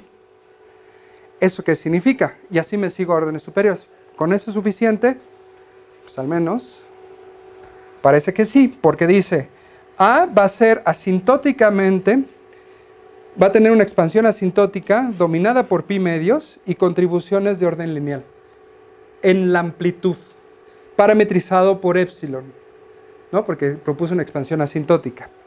De tal manera que V, que representa la densidad de peces normalizada, soluciones que o es extinción o sobrevivencia, van a ser precisamente dominadas por el parámetro A y con una contribución pequeñita. ¿Ok? En otras palabras, como hago esta identificación, entonces puedo decir que A va a depender de B evaluada en 0, o sea, de la amplitud en la costa. En este sentido, entonces, lo que puedo decir es que esta expresión asintótica me dice que hay un valor de A tal que representa soluciones que no son la solución 0. Simplemente están parametrizadas por B en la playa. En otras palabras, lo que estoy diciendo, este coseno tiene esta forma. Si aquí está pi, y este es A, por epsilon, lo que estoy diciendo es que entre 0 y pi, perdón, lo había escrito de 0 a 1, la distribución de peces va a ser mayor en la playa y conforme me vaya acercando a la red, pues va a caer a 0. Entonces, lo único que tengo que ver, esto se vale para amplitudes de A pequeñitas. Yo quiero saber si esto también se vale para amplitudes de A grandes. Entonces, en este sentido, ahora ya no puedo pensarlo simplemente como un problema de estoy ahí cerca, sino tengo que pensar en todas las soluciones con A grande. Entonces, en ese sentido, puedo construir una primera integral. Simplemente es hacer las cuentas. A partir de aquí, debido a las características de cómo es B, entonces A toma esta forma, donde esta F mayúscula es este objeto horrible, y resulta que esta integral, donde B a la 0, lo único que estoy diciendo es que es precisamente el parámetro que parametriza la amplitud. Entonces, esta cosa es una función horrible, espantosa, pero la puedo expandir asintóticamente utilizando los mismos métodos. Tomo una expansión de B, sustituyo, hago una aproximación y resulta que esto asintóticamente es esto. Y esto está bien fácil de integrar porque es precisamente el arcoseno. Está bien bonito porque resulta que el arcoseno, esta integral me da pi medios. En otras palabras, lo que estoy diciendo es que si aquí grafico A y aquí grafico a U0, aquí hay un valor en pi medios que para amplitudes pequeñas es una recta. Pero para amplitudes grandes, esto parece que hace algo así. Y la convergencia de amplitudes grandes es precisamente en pi medios. O sea, estoy pegando todo lo que representa amplitudes grandes de mi población de peces con lo que representa amplitudes pequeñas de mi población de peces y llegan al mismo lugar donde se dispara este evento dinámico distinto. ¿Ok? O sea, en otras palabras, lo que estamos diciendo es que como A tiene que ser pi medios, entonces la distancia óptima está dada solamente por qué tan rápido se mueven los peces, o se difunden, o cuál es su movilidad, y es inversamente proporcional a qué tan bueno soy para reproducirme. Entonces, si soy pésimo para reproducirme, entonces la H van a necesitar más espacio esos cuates, ¿no? Me tengo que poner más lejos. Entonces, ¿qué puedo decir? Bueno, resulta que esta es una bifurcación transcrítica. Lo único que dice es que en este punto tengo multiplicidad 2 en las soluciones, la trivial y la que representa sobrevivencia. No hemos visto la estabilidad. Entonces, lo único que estamos haciendo es, como es un sistema dinámico, estamos encontrando puntos de equilibrio. Ahora queremos saber si ante perturbaciones esta cosa es estable o no estable en el tiempo. Entonces, el problema de estabilidad. ¿Cuál te gusta más? ¿Quién era? ¿A pequeño? A pequeña es por aquí, ¿no? Amplitudes chiquititas. No, la variable del parámetro A minúsculo. Era 1 sobre raíz de D. Ah, ya. ¿Ok? Entonces, ahora, la estabilidad. Pues tengo que ver la estabilidad de la solución 0 y la estabilidad de la solución no trivial. O sea, todos estos y todos estos. Entonces, alrededor de 0, pues simplemente es este cuate, ¿no? Es la derivada de Frechet del funcional multiplicado por B. Básicamente es un jacobiano esto. Entonces, en este sentido, ahora tengo que resolver un sistema lineal para T. Como es lineal, puedo proponer precisamente la expansión de Fourier, que está dada por esto, Y a partir de aquí yo sé que estas lambdas J están ordenadas, dadas por esta cosa de aquí. Sé que lambda 1 es el más grande de todos los demás. Y resulta que lambda 1, que es precisamente dado por este compadre, y este compadre D, conozco a D, dado A, conozco a KJ, dado esta cosa, simplemente es hacer las cuentas. Entonces puedo decir que la solución idénticamente 0 es estable si H está más chico que el H crítico. O sea, si estoy muy cerca de la playa, la población se muere. Si paso el H crítico, entonces la población que representa extinción es inestable. Ahora, lo único que tendríamos que probar es que las soluciones que representan sobrevivencia son estables en el tiempo. Pero ese es un problema bien difícil, porque eso representa que ahora este cuate de aquí depende de una función de X. Y ese es un problema no autónomo. Ya, espantoso. Generalmente eso ya se hace numéricamente. Entonces, ¿qué podemos decir? Bueno, la idea es básicamente todo este análisis que parece que es simplemente hacer cuentitas, nos permite rigurosamente describir cuál es el parámetro que me da la información que estamos buscando y aparte nos dice cómo.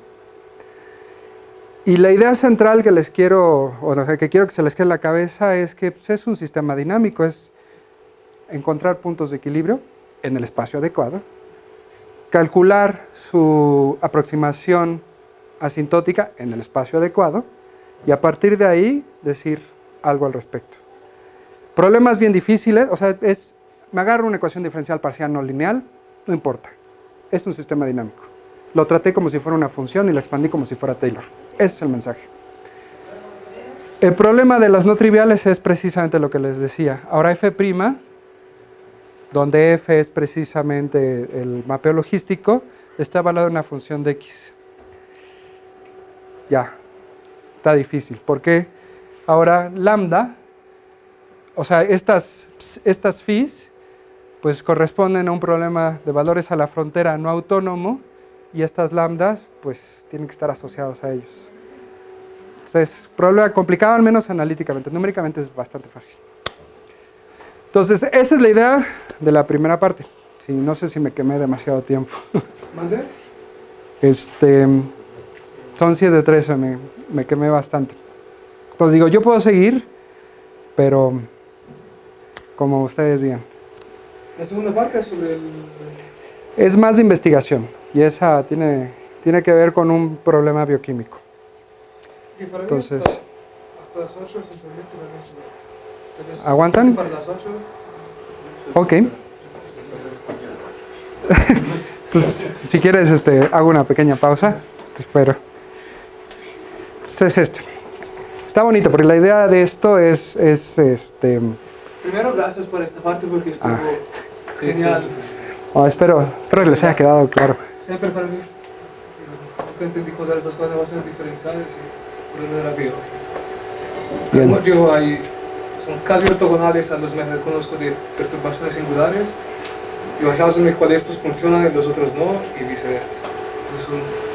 De hecho, las perturbaciones singulares no funcionan para problemas no autónomos. Y no funciona cuando D es un parámetro de bifurcación, por ejemplo. Exacto. Ahí no puede hacer nada. Se pone, sí, justo.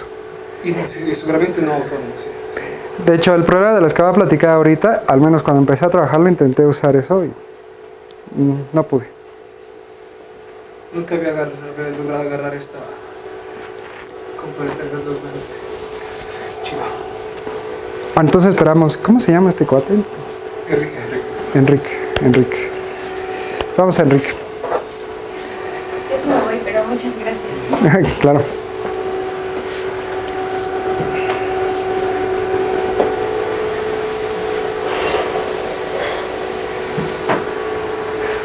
¿Tú eres matemática? ¿Estudias aquí o ya terminaste o cómo es? Soy física. ¿Eres física? ¿Pero estás estudiando acá o terminaste? Bueno, ya acabé mis créditos.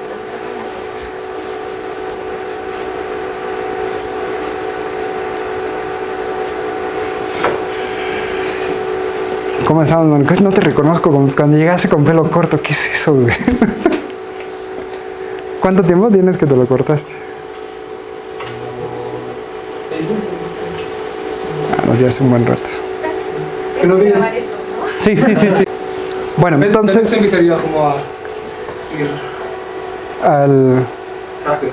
Sí, Rápido, sí, sí, sí. Sí, no, de hecho esto ya es menos detalle. Bueno, la idea de lo que les voy a platicar es el último resultadito que nos salió de un problemita que tiene que ver con interacción bioquímica en una célula en particular. Entonces, Arabidopsis thaliana es básicamente una planta, es el oscilador armónico de los biólogos de plantas.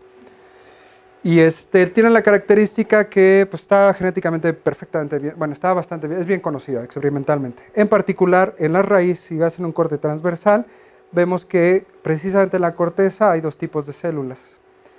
O sea, la pregunta es básicamente, hay varias preguntas, pero una de ellas es, ¿por qué estas células que inicialmente en el meristema son justamente nacen iguales, por qué algunas de ellas generan unas protuberancias? Estas células se llaman pelos radiculares.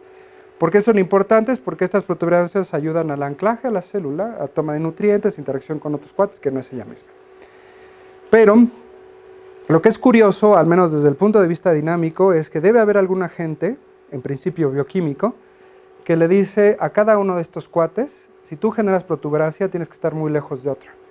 Entonces, en realidad es un problema de optimización, si lo piensan un poquito. Entonces, ¿cuál es la idea de este análisis? Bueno, en principio lo que me interesa son estas preguntas. Este es un problema que originalmente, al menos desde el punto experimental, se considera puramente a nivel subcelular. Es decir, las propiedades físicas que tienen que ver con la geometría no importan. Y la propuesta es que nosotros hacemos es que sí importa. La influencia puede ser pequeña, pero es relevante. Entonces, en este sentido, la forma y cómo crece influyen. En particular, la auxina, que es una hormona, que es la que cataliza todos estos, un montón de procesos en plantas, es la reina. Cómo participa y cómo interactúa con propiedades físicas, que tienen que ver con cómo se dobla o cuáles son cómo va creciendo la célula. En particular, lo que les quiero presentar es, bueno, si tengo una célula que genera un pelito, entonces, ¿cuál es el papel de las que la flanquean? ¿Solamente proveen de auxina o qué? Y bueno, esta parte es más dinámica, es simplemente si considero, en vez de pensar en una célula que es muy delgadita y que solamente es una línea, lo voy a pensar con un poquito de grosor. Entonces eso quiere decir que estoy considerando un grado de libertad mayor, por lo tanto yo sé que hay eventos dinámicos que deben influir, al menos en otros problemas. Aquí, cómo influyen y si son relevantes o no, ¿qué podemos decir al respecto? Entonces, la idea del modelo es ya les había platicado, no sé si todos estaban, pero rápidamente consideren que tengo una de estas células, entra auxina por un lado, sale por otro, aquí hay unas compuertas bioquímicas y básicamente en la superficie tenemos una familia de proteínas tales que se agrupan, representadas por U, y una vez que se agrupan se pegan a la pared celular y una vez que ocurre eso, entonces empiezan a debilitar la pared celular y crece eventualmente una protuberancia.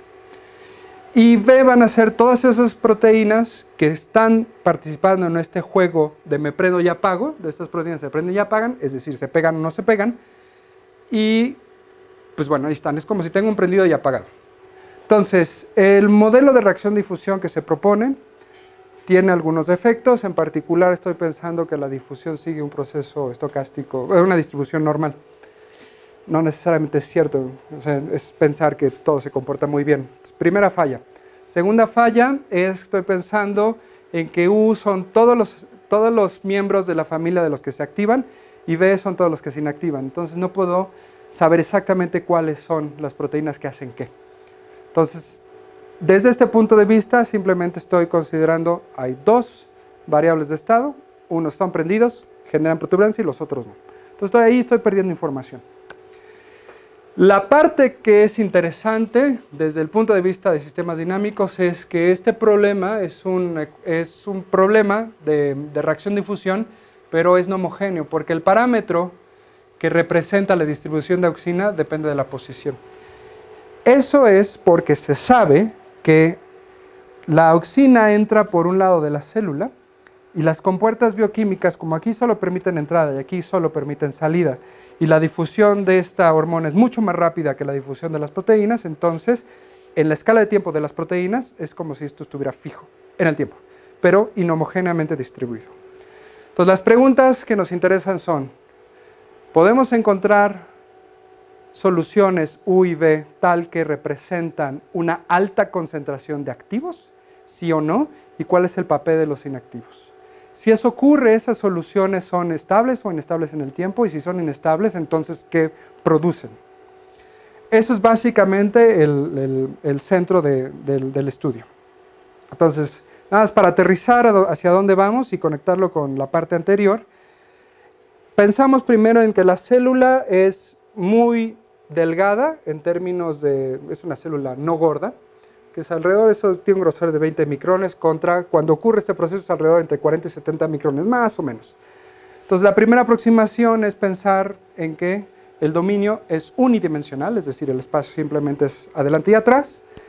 Lo veo como problema dinámico, es decir, un sistema dinámico. Si lo veo como sistema dinámico, entonces hago este análisis y lo que puedo hacer es numéricamente calcular todas las ramas que representan soluciones no triviales, donde la curva azul representa la concentración de los activos y la roja de los inactivos.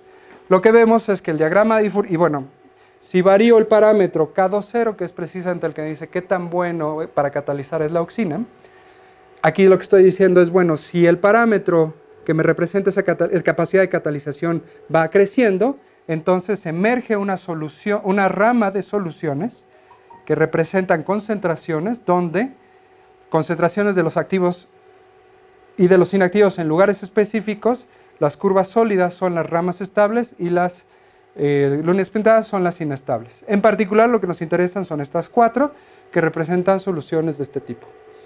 Este es el caso típico, es decir, hay un lugar entre la célula donde tenga una alta concentración de los activos. Este es otro mutante, un mutante y otro mutante. Entonces, ¿qué es lo que nos dice el diagrama de bifurcación? Que bueno, que dependiendo de qué tan grande o qué tan pequeño es K20, puedo caer en cualquiera de esas tres ramas. Como estoy en un espacio de dimensiones muy grande, entonces en realidad esto es una proyección. No significa que estas se intersequen, simplemente es una proyección. Pero lo que sí me está diciendo es que hay ramas estables que se superponen. En este sentido está re bueno, porque lo que está diciendo el sistema es que es robusto. O sea, una vez que caigo en el estado típico, sacarme de aquí va a estar grueso. O sea, tengo que meterle un montonal de auxina o quitar un montonal de auxina, suponiendo que eso fuera posible. Ahora, ¿qué es lo que podemos ver? Pues que las amplitudes son asimétricas. La culpa de eso es la distribución de auxina. Vemos que para valores distintos de K20 a distintas longitudes, tengo eventos dinámicos donde solamente empezando con 2 pulsos, que representan una alta concentración de las auxinas, de las proteínas activas, en el tiempo una solamente persiste, pero hay una longitud en la cual las dos persisten en el tiempo. Si la cantidad de auxina es mayor, entonces la longitud crítica es más pequeña. Entonces lo que nos está diciendo es que hay una relación inversamente proporcional entre una propiedad que tiene que ver con la forma y otra propiedad que tiene que ver con la parte bioquímica. Entonces nuestra primera evidencia, al menos desde el punto de vista analítico, de que sí importa la forma en este problema. Podemos caracterizar, al menos en una dimensión, logramos caracterizar precisamente, analizar que efectivamente esto ocurre. La idea es utilizar toda la herramienta anterior, es decir, asintóticamente construimos la solución de un pulso, asintóticamente construimos las de varios pulsos, linealizamos alrededor, analizamos el problema como si fuera precisamente cuáles son los valores propios con parte real positiva, parte real negativa, y vimos y encontramos una relación entre K20 y la longitud, que predice precisamente esto. Está lindo porque toda la parte asintótica lo que me dice es tus simulaciones son buenas. Esa es la idea, ese es el mensaje. Bueno, ahí está la referencia. Después, como lo que interesa es en 2 dimensiones, la pregunta en términos de biológicos son, ok, yo ya sé qué pasa con una célula que solamente es una línea, pero lo que me interesa es hacerla engordar. Entonces, en ese sentido, tengo varias hipótesis. Si la voy a hacer engordar, entonces tengo que considerar las células que están flanqueando. ¿Eso qué significa? Que tengo que considerar dos escenarios. Una, las que flanquean no aportan auxina transversalmente. Va. La segunda es sí aportan auxina transversalmente. Entonces, primero analizamos el caso donde no hay influencia en el sentido transversal. Eso quiere decir que si tengo un pulso en una dimensión, a la hora de hacer grueso el dominio, pues tengo una banda. Y sigue siendo solución, estado de equilibrio, quiero decir. En ese sentido, pues hago otra vez el diagrama de bifurcación, recuperamos que todo el diagrama de bifurcación es exactamente el mismo, excepto que las ramas que representaban estabilidad ya no son estables. Eso es esperarse, porque justamente como estoy agregando un grado de libertad más, entonces lo puedo formular en que las bandas, pues necesitas mucha energía para que haya una alta concentración de auxinas activas, de tal manera que tengan una configuración específica. Pero a la naturaleza le gusta ahorrar. Y los físicos dicen, es que es máxima entropía. Lo pueden formular así si quieren. Entonces la idea es, para hacer este análisis es, tengo U estrellita, o sea, Xi va a ser una variable que me dice la posición alrededor del punto donde tengo la alta concentración, el máximo de las U's. Esta es solución asintótica de equilibrio, y ahora lo que voy a hacer es perturbarlo de tal manera que estas M's son los modos de Fourier transversales, porque transversalmente es constante. O sea, lo que estoy diciendo es, corto una rebanada, hago mi pan, y lo suelto. Y la pregunta es, ¿todas las rebanadas se quedan ahí o se desmoronan? Esa es la idea, y está representado con este término y este término. Qué bonito eso. Está bonito, ¿no? Lo que vimos también es que este coeficiente D1, que está relacionado con la difusión de los activos, el sistema de reacción-difusión, como el caso anterior, el caso de los pececitos y la flotilla, pues es el coeficiente de difusión efectivo, donde capturo la longitud.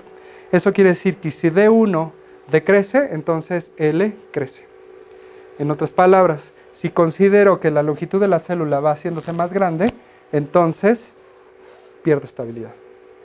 O sea, las configuraciones que numéricamente sugiera que aquí hay una barra en la fronterita, esto representa una barra en la frontera.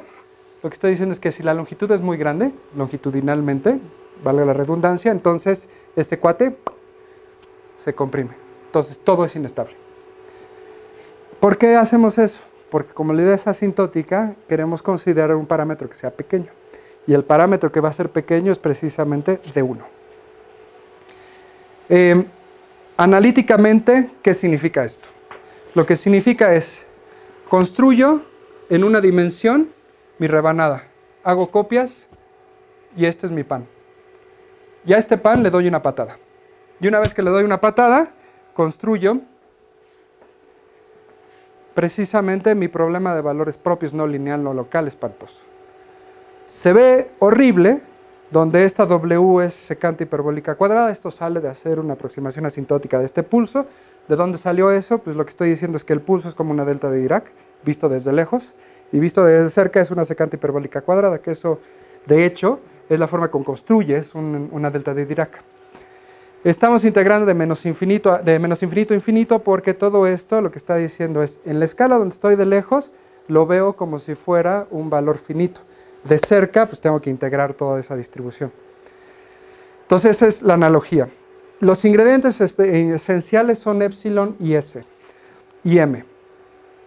Entonces, a partir de este problema, donde S captura la razón entre qué tan larga y qué tan gorda está la célula, entonces este parámetro lo que me dice es cuál es la influencia que tiene que ver con las propiedades físicas de la celulita. Y a través de esta ecuación lo que dice, todo lo que está en morado captura los elementos que tienen que ver con la auxina, es la parte bioquímica, y todo lo que está en verde captura todos los elementos que tienen que ver con las propiedades físicas. Y esta igualdad lo que está diciendo es que están correlacionados. ¿Cómo están correlacionados? Pues bueno, la idea de, a partir de aquí, analíticamente, podemos probar que cruza aquí en 0, y si suponemos que M es una variable continua, entonces hay un máximo. Eso está bueno, al menos hay uno. Digo, puede haber más. Eso quiere decir que si estoy graficando la parte real de los valores propios de este problema, donde el máximo es muy positivo, que responde a un modo de Fourier más positivo. Eso quiere decir que esta M estrella me va a decir que mi pan se va a romper en varios pulsos. Se va a romper en M estrella partes. Esa es la idea. Y la idea del análisis, lo que probamos es que esto siempre pasa. Para este caso. Está bonito. La evidencia numérica es esa. Ahora, numéricamente, a partir de... Todo esto es decir, todo esto no estaba la vez pasada. Sí, No, la vez pasada solamente fue una dimensión. Entonces, esto simplemente es ahora, ya sé toda una dimensión, ahora lo que quiero hacer es... y pruebo la primera hipótesis. No hay influencia de los externos. Pero a veces mostraste simulaciones en 2 dimensiones, pero no había nada de esto. Esto ya es... Esto es justamente. Y ahorita les pongo una simulación. Entonces, a partir de aquí, o sea, numéricamente... analíticamente decimos, esa es la forma de la relación antidispersión, es decir, ¿cómo son la parte real de los valores propios los que discriminan estabilidad e inestabilidad? Probamos que esto siempre ocurre variando los modos. Y a partir de aquí, calculamos numéricamente y tenemos que, para distintos valores, distintas posiciones de una sola bandita, para un S fijo, todos tienen esta relación de dispersión. O sea, esta es evidencia numérica de lo que analíticamente probamos. Fijamos una posición relativa y tomamos distintos valores de S, distintos grosores, y vimos que casi es lo mismo. Y después lo que hicimos, ok, a lo mejor estamos en el espacio de parámetros asintótico. Quiero irme al espacio de parámetros donde aparecía una familia de soluciones estables. Y vimos que excepto esta, todas siguen más o menos el mismo comportamiento cualitativo. Ahora, ¿esto qué significa? Pues déjenme mostrarles una simulación.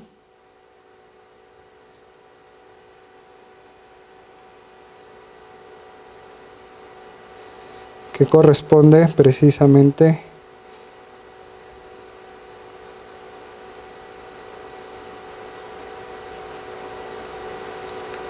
ok, y luego sí está, sí lo mostró. Ups, perdón, pero no era el que yo quería. Esperen. ¿Era este? Sí, mira, ahí está. Tengo una barda, se rompe. Esta es la simulación que corresponde al caso con S igual a 5.5 en la posición relativa a punto 4. Lo que vemos es que la banda se rompe, se forman 2 pulsos y después estos cuates se acercan, pero hay algo que les dice que se tienen que alinear.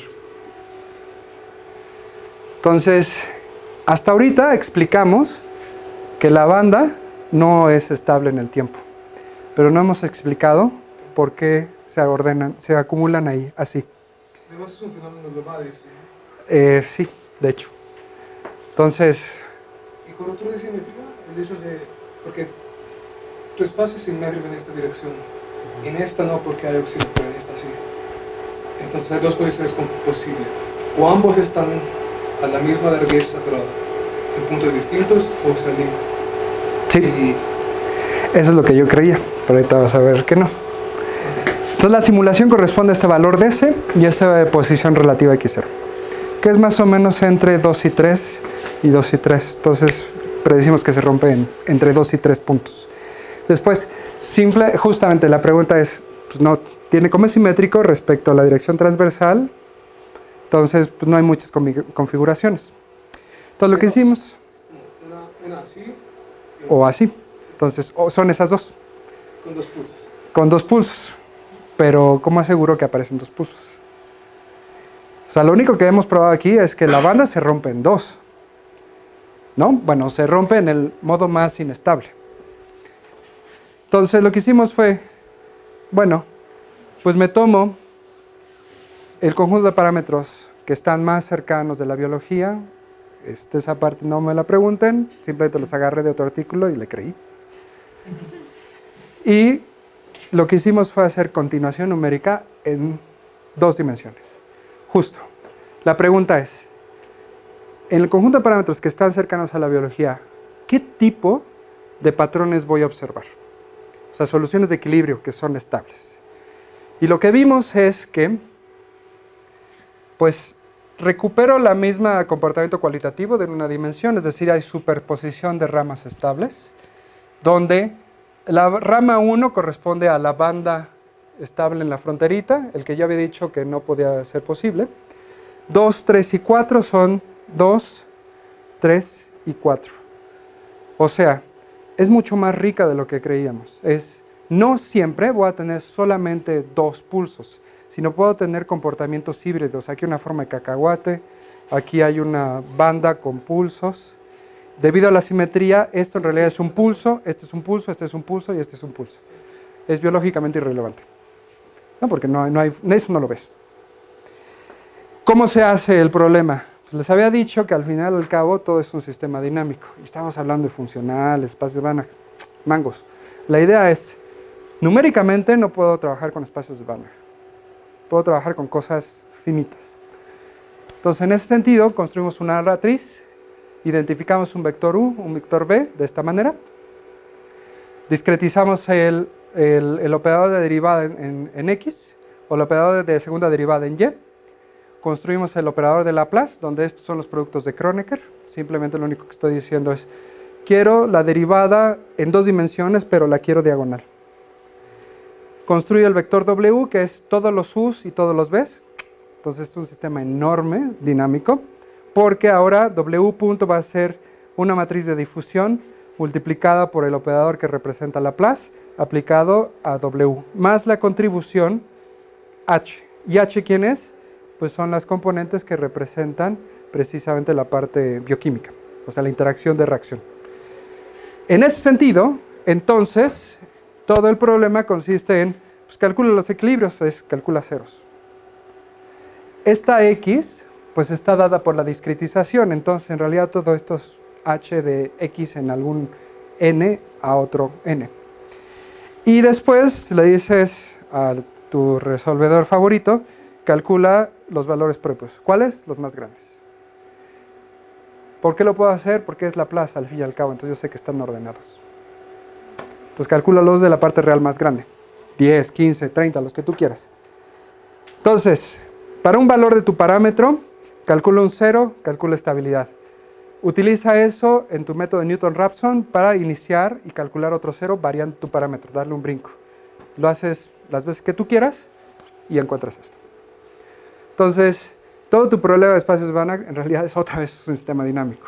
Esto de aquí se utilizan métodos numéricos, uno se llama pseudoarco, no voy a platicar de eso, pero la idea es básicamente 0, encuentro una raíz para un valor de un parámetro, como ya calculé por Newton-Raphson justamente esa raíz, entonces la estabilidad está dada automáticamente. Y bueno, pues aquí está la bibliografía. Ok, ahora, ya vimos que no es posible, que el hecho de que la contribución de las células que no generan pelo hacia las que sí generan pelo no puede ser nula. Tiene que haber algo que haga que se generen protuberancias en algún lugar allá adentro. Por un lado. Por otro lado, no hemos explicado el hecho de que una vez que se rompen, ¿por qué se ordenan? Suponiendo que son 2, ¿por qué se ordenan así? La respuesta intuitiva es pues, porque hay un gradiente, ¿no? En la dirección longitudinal. Entonces, si es así, pues está fácil. Pero si hay contribución de las que flanquean, entonces pues me gustaría saber cuál es esa contribución en términos de una vez que se rompe la bandita. Si es que hay una banda, es decir, o que no se forma esa bandita. Entonces, la idea es la siguiente. La célula, por ¿cómo se llama? La parte central de la raíz viaja la auxina hasta el meristemo. Una vez que llega al meristemo, se mueve por la corteza y dependiendo dónde esté, bueno, más bien el flujo de la auxina sigue por la corteza, pero algunas veces se va a ir para adentro. Entonces, ¿cómo se da este mecanismo? Debido a unas compuertas bioquímicas, simplemente. Básicamente tengo unas compuertas bioquímicas que no están distribuidas homogéneamente, eso quiere decir son unos guardianes. Si hay muchos guardianes no pasas por aquí, si hay pocos guardianes sí pasas por ahí. Esa es la idea. La raíz de la Arabidopsis lo que tiene es que tú sabes perfectamente que si, dependiendo de dónde está la célula, yo sé qué tan vieja es, por lo tanto, qué tan especializada es. Donde estamos nosotros es en la parte donde empieza a generar la protuberancia. Y principalmente tenemos que en esta región la contribución de la auxina en dirección del meristemo hacia la parte superior, que es siempre me confundo si es el apical end o el basal end, basal y apical end, básicamente es la parte basal y la otra dirección, pues la contribución de auxina es hacia allá arriba. Lo que se ve, que es lo que hemos reproducido cualitativamente, es que las protuberancias se generan cerca de la frontera de la célula que está más cerca del meristemo. Ok, entonces, la pregunta es, ¿cómo son las contribuciones de las células que no generan protuberancias, es decir, los que flanquean? Entonces, lo que vamos a hacer es considerar que el gradiente de auxina solamente depende de X, que es como el caso anterior, es decir, podemos recuperar el hecho de que se alineen a la mitad o no, y cuando hay una contribución de los que flanquean. Como hay una contribución de auxina de las células que flanquean, entonces tengo un mínimo en las fronteras transversales y en medio pues va a haber un máximo. Por ejemplo, algo que está representado aquí. Es una superficie de X y Y y alfa es la cantidad de auxina, la distribución de auxina. ¿Por qué el mínimo sería los lados? Porque solamente entra auxina y como la auxina, o sea, básicamente abres las puertas del metro en ambos lados, en metro no sé qué, todo el mundo entra y justamente en el pasillo donde está la concentración mayor. ¿No? Es así. Te empujan los de atrás. Tanto sales como en... Suponiendo que solamente entren. Porque lo que tienes son compuertas bioquímicas que solamente le transmiten activamente auxina. O sea, es una membrana celular y te dice, tú puedes pasar auxina, pero no puedes salir. Esa es la idea. Entonces, ¿qué es lo que queremos responder? Primero, ya sé que no se pueden formar bandas. Va. Pero me gustaría saber dónde se localizan y cómo es que la auxina controla el hecho de dónde se localizan esos pulsos, esas concentraciones grandes de los activos. Entonces, la idea es utilizar métodos asintóticos. Es decir, me voy a fijar en un pulso que representa como si fuera una delta de Dirac, linealizo ahí y veo si puedo seguir ese pulso en el tiempo. Esa es la idea. Entonces, en otras palabras, lo que estoy haciendo es construir una solución de equilibrio, me monto en la solución de equilibrio y la dejo correr en el tiempo. Si lo logro, pues ya la hice, porque en realidad estoy aproximando con un plano en un espacio adecuado, tal que me dice dónde está el máximo. Esa es la idea. Entonces, primero para saber cómo escalar el problema de los métodos asintóticos es que hay que elegir bien la expansión asintótica. Entonces, si pensamos en que las derivadas con respecto al tiempo son 0, podemos encontrar una relación, es una identidad de conservación donde dice la alta concentración de los activos solamente cuando dependen del espacio está determinada por estos parámetros, donde dW es precisamente el que captura las propiedades de la geometría, es la parte física, y gamma captura las propiedades que tienen que ver principalmente con la auxina, qué tan bueno soy para catalizar este proceso. Y lo que me dice es que mi identidad de conservación es que este cuate, si es de orden 1, entonces localmente donde tengo una especie de delta de Dirac, esto es de orden epsilon cuadrado, y entonces para que esta suma sea de orden 1, este cuate tiene que ser de orden epsilon a la menos 2. Por lo tanto, proponemos este cambio de variable, esta expansión asintótica, esta aproximación asintótica. Por lo tanto, si tengo n pulsos, al hacer la sustitución aquí, pues tengo una suma de pulsos y todos son asintóticamente estos compadres. Donde ahora mi vector xi, que me dice qué tan cerca estoy de donde están los máximos, para un tiempo eta. No voy a entrar en detalles en esa parte, lo único que quiero que se les quede en la mente es, tengo una colección de deltas de Dirac, localmente es una delta de Dirac, y toda la suma de deltas de Dirac pues, tienen que interactuar de alguna manera, ¿no? Porque básicamente viven en el mismo lugar. Después, utilizando esta idea, rescalamos de esta manera, tenemos que rescalar el coeficiente de difusión efectiva, donde aquí estoy capturando la parte que tiene que ver con qué tan grande es mi célula longitudinalmente. expandimos asintóticamente y el corazón de lo que les voy a mostrar es que a primer orden tengo el perfil, es decir, construyo la solución. Y a segundo orden se construye la ecuación que dice dónde se coloca. Entonces, en ese sentido, a primer orden se puede escribir, como estamos suponiendo que es una especie de delta Dirac en 2 dimensiones, eso quiere decir que hay simetría radial, todos lados, es una circunferencia visto desde arriba. Entonces, mi problema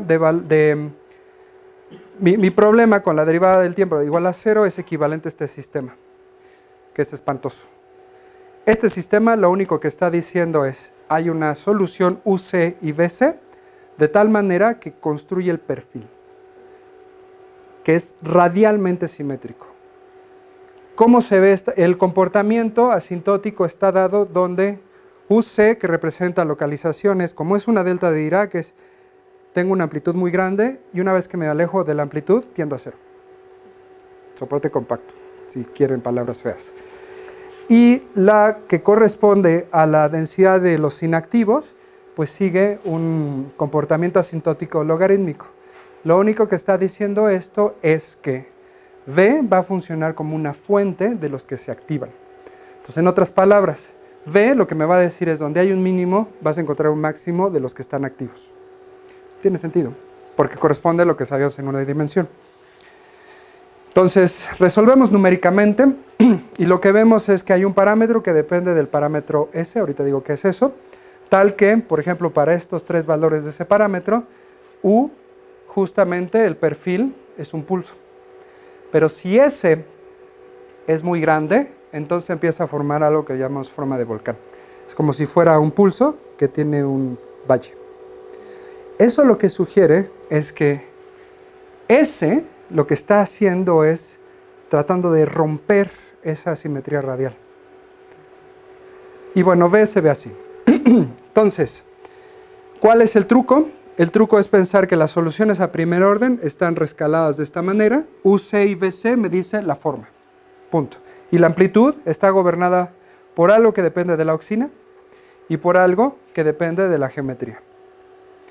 Y ese parámetro S participa la parte bioquímica y la parte que tiene que ver con la geometría, la parte física. ¿Quién es este cuate?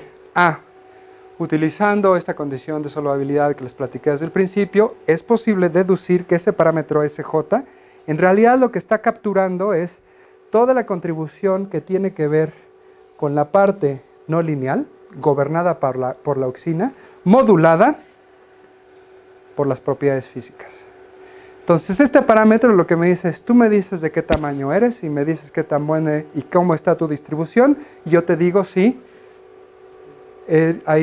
se puede romper o no la simetría radial.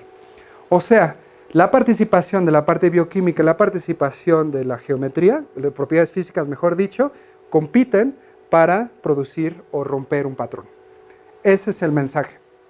Entonces, a segundo orden, uno se aventa un par de 2 o 3 páginas y es posible deducir una ecuación diferencial para los n puntos. Si xj es precisamente una función del tiempo, donde esta eta es un tiempo en una escala, no importa, lo que significa es cómo se mueven las posiciones. Pues está dada por 2 términos. Uno donde está solamente la contribución de la auxina y compite con otro campo que tiene que ver con la geometría. Este cuate, escrito de esta forma, básicamente sale de las funciones de Green. Básicamente lo que está diciendo es, si V funcionaba como una fuente, entonces tienen que satisfacer una ecuación de Green. Y si satisface una ecuación de Green, es precisamente como si tuviera una colección de puntos que funcionan como fuente. ¿Fuente de quién? De los activos. Dados los inactivos. La parte regular lo que está diciendo es cómo es la interacción con la frontera. Y la parte singular lo que dice es cómo se comunican los pulsos. Y todos estos están gobernados por el parámetro S, que captura toda esta información de la auxina, bioquímica y qué tan grande es el dominio. Entonces, ok, dices, pues muy fácil, ya sé el perfil, ya sé cómo se colocan, lo único que tengo que hacer es resolver y ver que efectivamente la contribución que tiene que ver en que se coloca en ese lugar, pues dependen de este cociente y dependen de cómo es el dominio. Entonces, las soluciones de equilibrio de este cuate es esto igual a 0. Pero yo sé que la distribución de la auxina, que es alfa, su gradiente es decreciente en la dirección X. Y en la dirección Y, pues tiene un máximo. Entonces, eso quiere decir que este término compite por cómo están todos distribuidos. O sea, esta ecuación lo que nos está diciendo es, yo te voy a decir dónde te colocas debido a la configuración gobernada por el dominio. Y lo que vemos es que, y estas constantes simplemente son unas constantes que siempre son positivas, es lo único que está diciendo, no voy a entrar ahí. Y lo que dice es que sí, déjenme primero les muestro la película.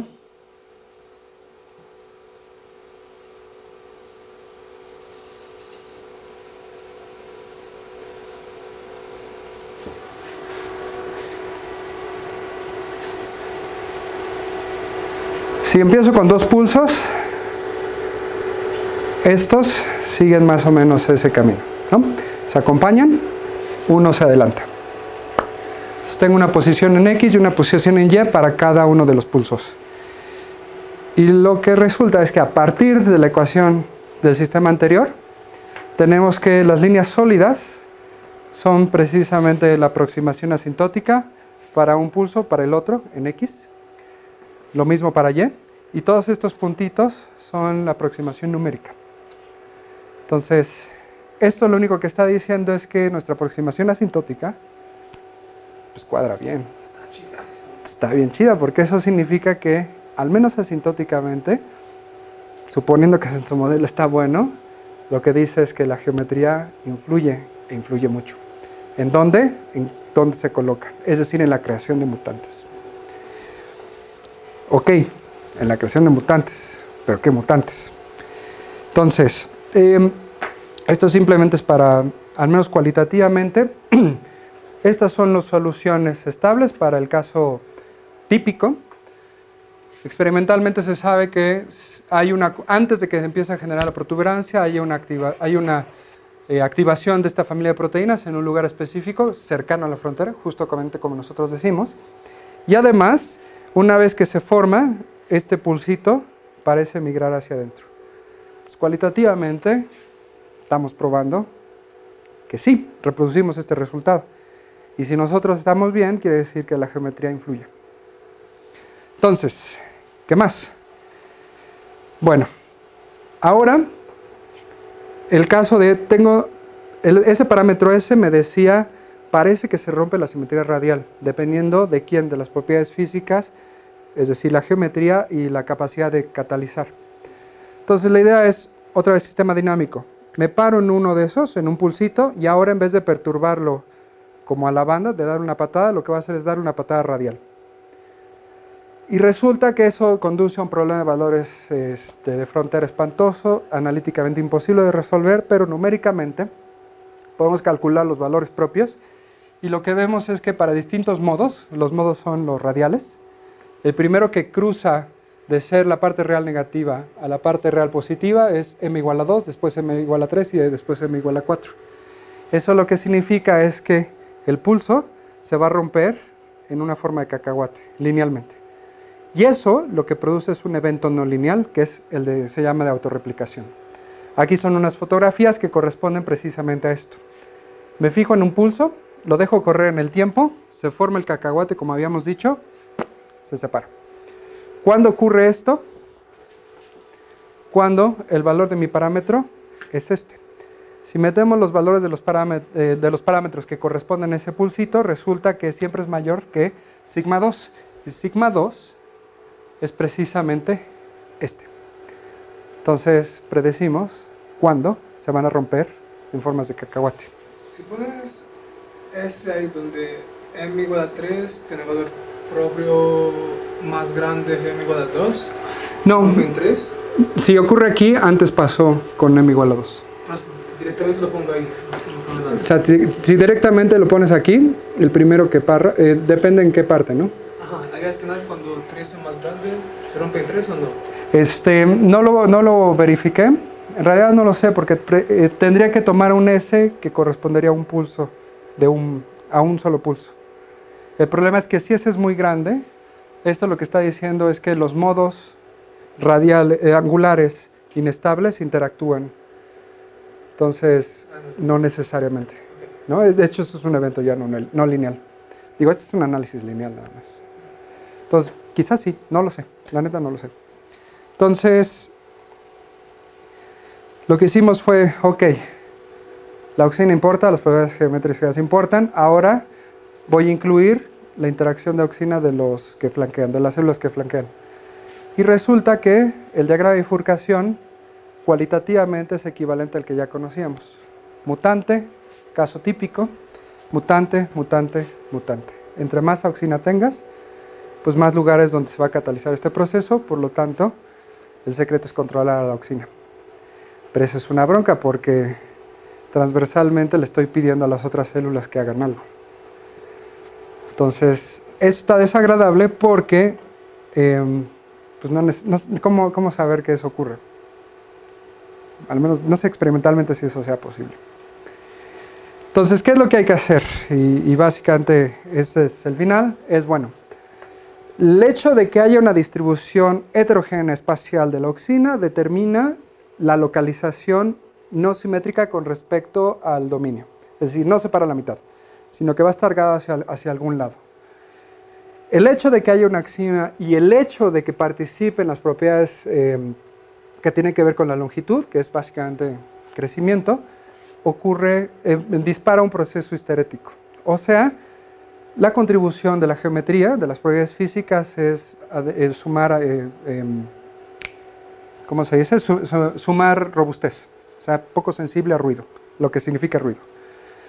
No es posible tener bandas, eso quiere decir que la célula va a elegir un estado de máxima entropía. Si fuera un sistema físico, eso es equivalente a mínima energía. En biología no se puede decir algo así, pero al menos puedes decir que la configuración termodinámica es tal que la entropía es máxima. Las propiedades físicas ya la dije. El hecho de la interacción de la parte bioquímica, o al menos en particular de la auxina, y características que tienen que ver con el crecimiento, pues producen mutantes.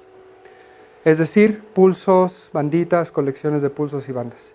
Desde el sistema dinámico es interesante porque eso quiere decir que un sistema de reacción-difusión no homogéneo, pues tiene soluciones que son híbridas, ¿no? De pulsos y bandas. Y por ahí hay un artículo que dice que solo es posible 1 o 2. Esto lo que dice es que no. ¿Qué más? ¿Qué es lo que se puede decir o qué es lo que se puede hacer? Bueno, hay que hacer un poquito más real esto. Primero, aquí fue pensado que la superficie de la célula la puedes mapear en un plano, en R2, nada más. Entonces, y lo que vimos es que al menos numéricamente la contribución de la auxina de los que flanquean reproducen numéricamente lo que se observa. Pero es pedir mucho. Así como lo que mis tripas dicen, es que la influencia de la geometría es mayor. Eso quiere decir que la curvatura debería influir más que la contribución lateral. De hecho, es obvio, ¿no? Es geometría diferencial. Otra. ¿Qué tal si la distribución en la cual se mueven estas proteínas no es homogénea? O sea, ¿qué tal si tienen una preferencia a difundirse? Como si hubiera trampas bioquímicas. En ese sentido no puedo pensar en distribución normal, sino tengo que pensar en vuelos de Levi. Problema bien difícil porque lo que produce es un operador no local, imposible, o al menos hasta donde yo sé, imposible no sé si se puede analizar. O bien, algo que se llama difusión hiperbólica. La difusión hiperbólica es simplemente un proceso de transporte, es como si tuviera como si tuviera la ecuación de onda, o sea, un resorte, y le pongo un término de fricción, que es la derivada con respecto al tiempo de orden 1. Entonces, la única forma de verlo es que las derivadas de segundo orden en el tiempo, lo que están considerando son choques cinéticos. ¿Cómo se llama cuando la cinética tiene masa? Como si hubiera pelotitas que fueran más grandes que otras. Es decir, la interacción de las proteínas no es que todas sean iguales, sino las que están activas deben tener algún peso mayor que el otro, por ejemplo. Inerciales. como si hubiera contribución inercial. Si eso es cierto, entonces la difusión o la propagación de difusión no corre a una velocidad infinita como ocurre con la ecuación de calor. Entonces está bueno porque si se hace de esta forma, entonces lo que dices, este es un modelo más realista porque no hay información que se mueva más rápido que una velocidad finita, que nos han dicho que es la luz, pero es finita. Ese es el punto. Y la otra que me parece que es más interesante en términos de pensando en sistemas dinámicos, una red dinámica, es, ok, esto es solo una sola célula. Pero lo que me gustaría saber es caracterizar todas esas células que generan protuberancias y saber cuál es la contribución de las que no generan protuberancias.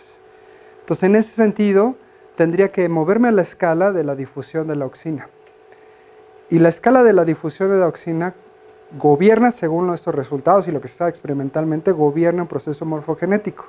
Eso quiere decir que lo puedo pensar como si fuera una red, tal que la auxina domina la dinámica de las aristas, donde los nodos son o generas pelo o no generas pelo. Entonces la pregunta es, ¿la configuración topológica es tal que la auxina gobierna tú sí, tú no? Si sí, pues ya lo hiciste. Bueno, suena bonito en inicio. A trabajar con eso, pues ahí tú ya sabes, es muy difícil, ¿no? Redes dinámicas. ¿Qué más? Pues lo que se ocurra. Entonces yo digo que hay mucho, es un sistema muy rico, hay mucho que analizar desde el punto de vista mateto. Desde el punto de vista biológico, la gran desventaja es que cómo haces pruebas experimentales para ver si esto ocurre. Entonces ahí sí, no sé, ¿no? Habría que platicar con alguien que se dedique a esto. Y bueno, con esto termino.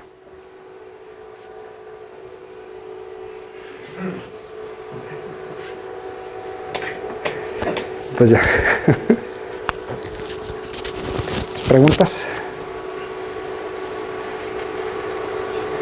O sea, temas de doctorales, temas postdoctorales. Esta de las redes dinámicas, la que discutimos, comenzamos rápidamente ahí en el congreso. O sea, se me ocurre que podría abordarse desde ese punto de vista. ¿Cómo hacerlo? La neta no tengo idea. Pero lo que yo pienso es... Porque se basa en escala de células distintas, puedes olvidar la dinámica espacio-temporal al interior. Exacto. Es decir, un infield de cada célula resuelve un punto. O sea, lo que podría hacer es un problema de multiescalas.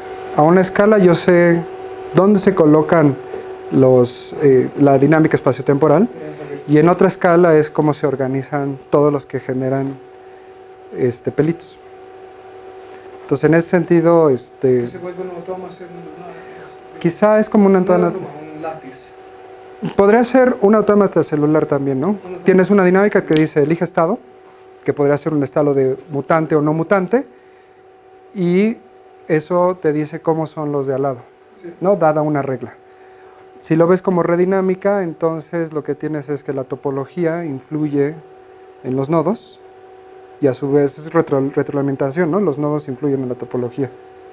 Pensando, o sea, había que pensar muy bien, quizá las aristas están gobernadas, deberían ser regidas por la dinámica de difusión de la auxina, pero también lo que te dice es que los que no generan pelo inyectan auxina a los que sí generan pelo. Es como si tuvieras trampas bioquímicas. Es como la topología siempre va a ser nearest neighbors. O sea, la dirección de las aristas depende. Exacto.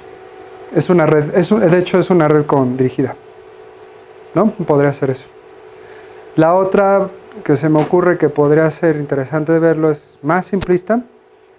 Dices, ok, tengo una red dirigida, pero cada nodo en realidad es como si fuera una metapoblación. Cada nodo es una red de activos e inactivos, como si discretizaras, y tienes otra red que acopla estas pequeñas poblaciones.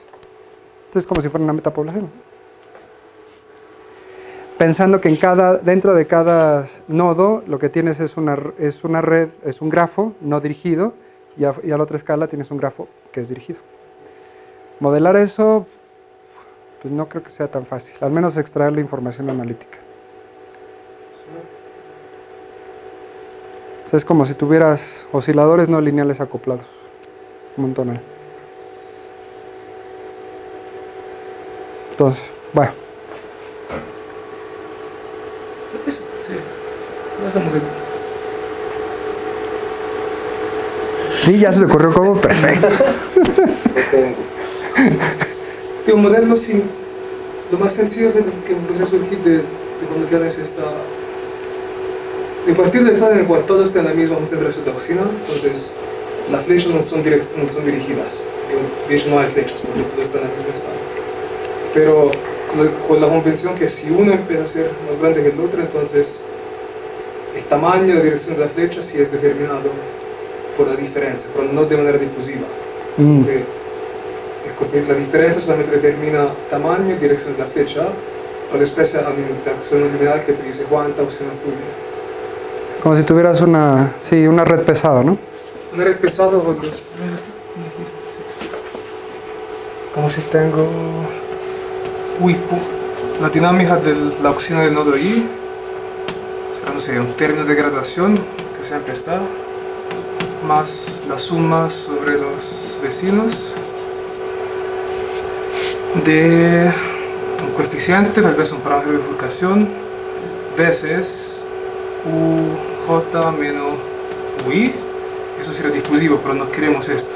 Entonces, ahora esto veces cuánta oxina hay en la célula que manda oxina. Y esto puede ser una función lineal cualquiera. Esto puede ser casi el modelo más sencillo que implementa esto. Y ahora ver cómo el estado homogéneo pierde estabilidad conforme aumenta alfa. Entonces, partir el estado homogéneo, digo esto, una tangente hiperbólica. Sí, como tienes un estado, ¿no? O activo o no activo. Ajá, esto satura un poco, ¿no? Sí, sí. Sería el modelo más simple. Y ver si con esto sale. Sí. La otra que se me ha ocurrido es pensar, pensar que U es la distribución de oxina.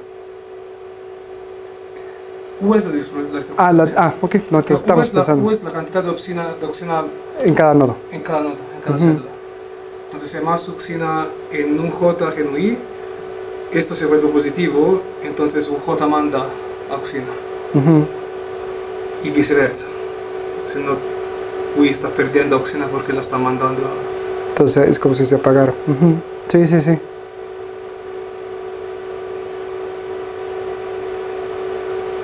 Pues sí. He trabajado mucho con este sistema. Para la toma de decisión de las abejas, para este. Es este. Pero no sé qué pasa cuando le pones este.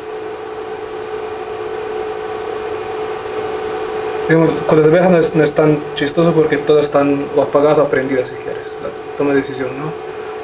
Pero con este imagino se empiezan a formar patrones. Sí. Dependiendo de la... Ahora esta podría ser una matriz de Laplace, ¿no?